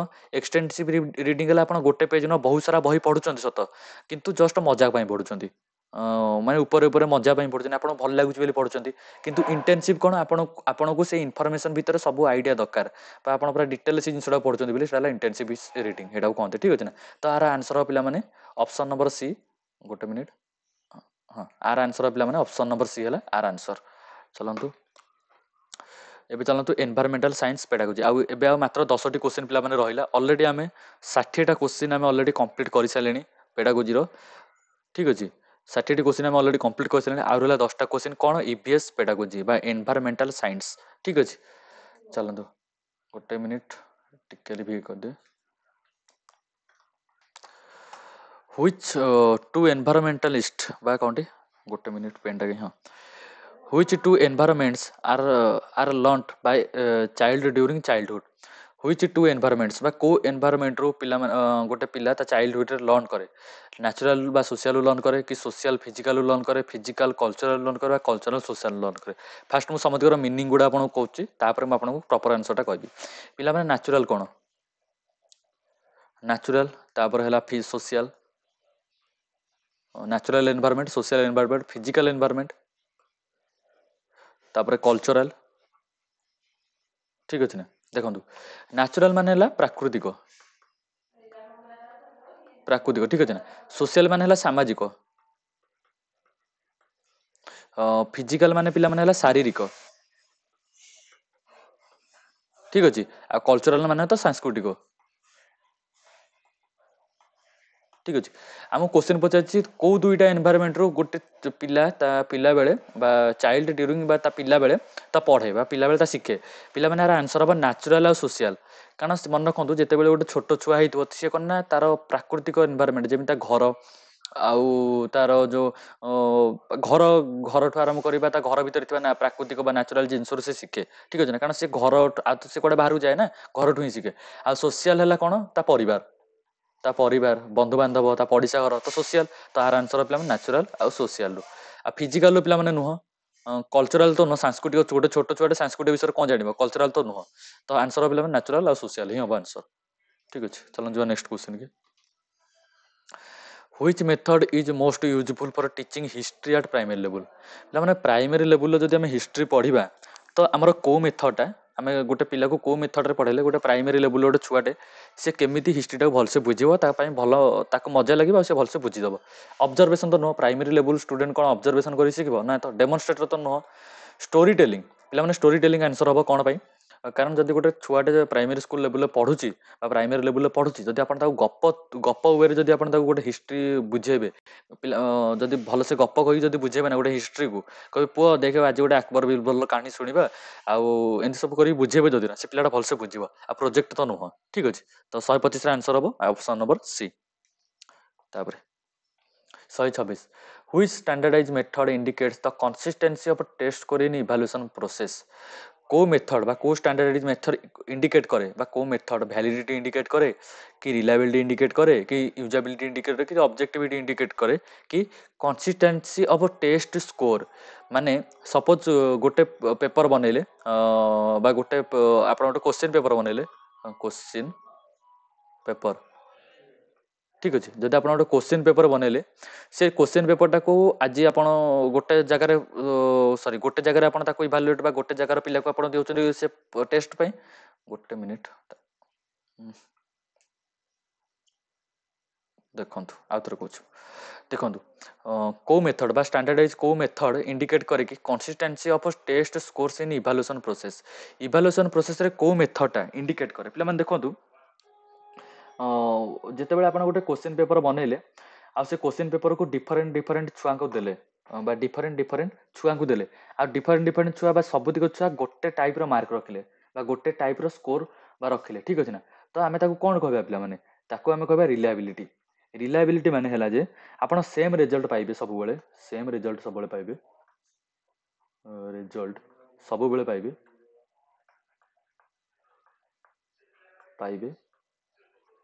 କେମିତି? ଗୋଟେ କନଷ୍ଟାଣ୍ଟ କଣ୍ଡିସନ ବା କନଷ୍ଟାଣ୍ଟ ସିଚୁଏସନ ସବୁବେଳେ ପାଇବେ, କନଷ୍ଟାଣ୍ଟ କଣ୍ଡିସନ ବା କନଷ୍ଟାଣ୍ଟ ସିଚୁଏସନରେ,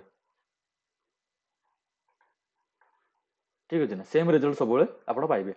ତାପରେ ଭ୍ୟାଲିଡିଟି ପିଲାମାନେ କ'ଣ କି ଆପଣ ଯୋଉଥିପାଇଁ ଟେଷ୍ଟ କରୁଛନ୍ତି ସେଇ ଜିନିଷଟା ଟେଷ୍ଟରେ ଆପଣ ରେଜଲ୍ଟ ପାଉଛନ୍ତି। ସପୋଜ ଆପଣ ଟେଷ୍ଟ କରିବାକୁ ଚାହୁଁଛନ୍ତି ଯେ ଆପଣ ଆଜି ଗୋଟେ ମ୍ୟାଥର ଟପିକ ପଢ଼େଇଲେ, ମ୍ୟାଥର ଟପିକ ଆଜି ଆପଣ ଗୋଟେ ପିଲାଙ୍କୁ ପଢ଼େଇଲେ, ମ୍ୟାଥର ଟପିକ ପଢ଼େଇଲା ପରେ ଆପଣ ଯୋଉ ଟପିକର ଆପଣ ସପୋଜ ଗୋଟେ ମ୍ୟାଥ ଟପିକ ପଢ଼େଇଲେ, ଆପଣ ତାପରେ ଏକ୍ଜାମ କଲେ, ମ୍ୟାଥ ଟପିକ୍ ପଢ଼େଇ ସାରିଲା ପରେ ଏକ୍ଜାମ କଲେ। ଆପଣ କ'ଣ ପାଇଁ ଏକ୍ଜାମ କରୁଛନ୍ତି? ଆପଣ ଜାଣିବାକୁ ଚାହୁଁଛନ୍ତି ସେ ପିଲାଟା ସେ ମ୍ୟାଥର ବା ପିଲାମାନେ ସେ ମ୍ୟାଥର ଟପିକଟାକୁ ବୁଝିପାରିଲେ କି ନାହିଁ, ବା ଆପଣ ଜଷ୍ଟ ତାକୁ ପଚାରୁଛନ୍ତି କୋଶ୍ଚିନ୍ ମେଥଡ଼ରେ ହେଉ, ଏକ୍ଜାମ ମେଥଡ଼ରେ ହେଉ, ଆଉ କୌଣସି ୟୁନିଟ୍ ଟେଷ୍ଟ ମେଥଡ଼ରେ ହେଉ, ଯେତେବେଳେ ଆପଣ ପଚାରୁଛନ୍ତି ନା କେଉଁ ଗୋଟେ ଅବଜେକ୍ଟିଭ ବା ଆପଣଙ୍କର ଗୋଟେ ଅବଜେକ୍ଟିଭ ଅଛି, ଆପଣଙ୍କର ଗୋଟେ ମୋଟିଭ୍ ଅଛି, ସେ ମୋଟିଭ୍ଟା ଆପଣ ଫୁଲଫିଲ୍ ଅଛି ସେ ଟେଷ୍ଟରେ, ତ ସେଇଟା ହେଲା ପିଲାମାନେ validity.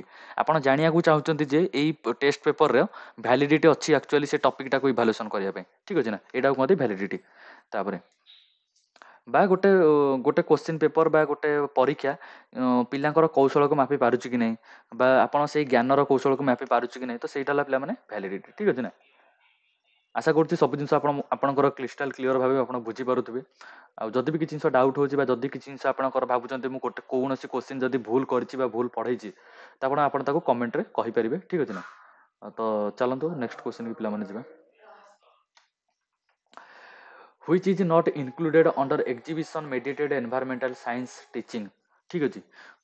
which is not a not ଏଠି ଲେଖା ଅଛି, ନଟ୍ଟା ପିଲାମାନେ ବହୁତ ଇମ୍ପୋର୍ଟାଣ୍ଟ, ନଟ୍ଟା ମିସ୍ କରିବା କଥା ନୁହଁ। which is not included under exhibition mediated environment, exhibition mediated environment ରେ ସାଇନ୍ସ ଟିଚିଂରେ କୋଉଟା ଇନକ୍ଲୁଡେଡ୍ ନୁହଁ? ଡ୍ରଇଂ ଡାଇଗ୍ରାମ୍ସ ଇନ୍ ବ୍ଲାକବୋର୍ଡ, ଏଇଟା ତ ହବ। ତାପରେ ତାପରଟା ହେଲା କ'ଣ, ୟୁଜ୍ ଅଫ୍ ଚାର୍ଟସ୍, ଏଇଟା ବି ହବ। ୟୁଜ୍ ଅଫ୍ ଟେପ୍ ରେକର୍ଡର ବି ହେଇପାରେ, ଟେପ୍ ରେକର୍ଡର ତ ହବା କଥା ନୁହଁ। ଟେଲିଭିଜନ ପ୍ରୋଗ୍ରାମ ତ ହବ ନାହିଁ। ଟେପ୍ ରେକର୍ଡର ତ ମେ ବି ଟେପ୍ ରେକର୍ଡ ନା, ଏଇଟା ବି ହବନି। ପିଲାମାନେ ଆର ଆନ୍ସର ଦୁଇଟା ମୁଁ ଭାବୁଛି ଆନ୍ସର ଆର ଏଇ ଭିତରୁ ହିଁ ଗୋଟେ ହବ, ତ ଆପଣ କମେଣ୍ଟରେ ଆର କହିବେ, କମେଣ୍ଟରେ ଆର କହିବେ ଆର ଏଇ ଆନ୍ସରଟା, ଏଇ କୋଶ୍ଚିନ୍ ଆନ୍ସରଟା କ'ଣ ହବ। କାରଣ କୋଶ୍ଚିନ୍ ପଚାରେ ଯେ ଏକ୍ଜିବିସନ୍ ମେଡିଏଟେଡ୍ ଏନଭାୟରମେଣ୍ଟ, ମାନେ କୌଣସି ଜିନିଷ ସାଇନ୍ସ ଟିଚିଂ ସମୟରେ ଆପଣ ଗୋଟେ ପିଲାକୁ କିଛି ଜିନିଷ ଦେଖାଉଛନ୍ତି ବା ଏକ୍ଜିବିସନ୍ କରୁଛନ୍ତି, ବା କିଛି ଜିନିଷ ଆପଣ ତାକୁ ଦେଖେଇକି ବା ତାକୁ ଏକ୍ଜିବିସନ୍ ଥ୍ରୋରେ ଆପଣ ତାକୁ ପ୍ରୁଭ୍ କରିବାକୁ ଚାହୁଁଛନ୍ତି, କେମିତି କରାଇବେ? ଟେଲିଭିଜନ ପ୍ରୋଗ୍ରାମ ତ ଦେଖେଇକି କରାଇପାରିବେନି, ଟେପ୍ ରେକର୍ଡର ତ ଦେଖେଇକି କରାଇପାରିବେ ନାହିଁ, ଚାର୍ଟ ଦେଖେଇକି କରାଇପାରିବେ, ଆଉ ବ୍ଲାକବୋର୍ଡରେ ଡାଇଗ୍ରାମ କରିକି କରାଇପାରିବେ, କିନ୍ତୁ ଏଇ ଦୁଇଟା ତ କରାଇପାରିବେ ନାହିଁ। ମେ ବି ଅପସନ୍ ସି ହିଁ ଆନ୍ସର ହେଇପାରେ, କାରଣ ଟେଲିଭିଜନ ପ୍ରୋଗ୍ରାମ ତ ବିଲକୁଲ ନ, କାଳେ ଟେପ୍ ରେକର୍ଡର ହେଇଥାଇପାରେ।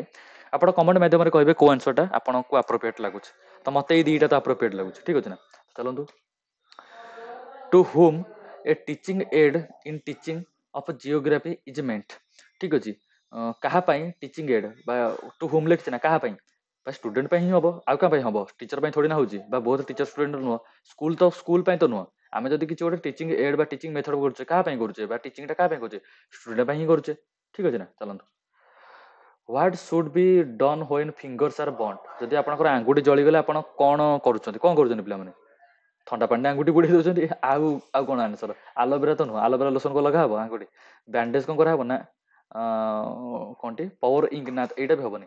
ପିଲାମାନେ ଯେତେବେଳେ ଆପଣଙ୍କର ଆଙ୍ଗୁଠିରେ କିଛି ନିଆଁ ଲାଗିଯାଉଛି ନା, ବା କିଛି ଟିକେ ଗରମ ହେଇଯାଉଛି, ବା ଆମ ଦେହର କୌଣସି ପାର୍ଟରେ ଟିକେ ନିଆଁ ପାଖକୁ ଆସିବାରି, ତ ଆମେ ସାଙ୍ଗେ ସାଙ୍ଗେ କ'ଣ କରୁଛେ ପିଲାମାନେ? ତାକୁ ଆମେ କୋଲ୍ଡ ୱାଟରରେ ଡିପ୍ କରିଦେଉଛେ। ଚାଲନ୍ତୁ।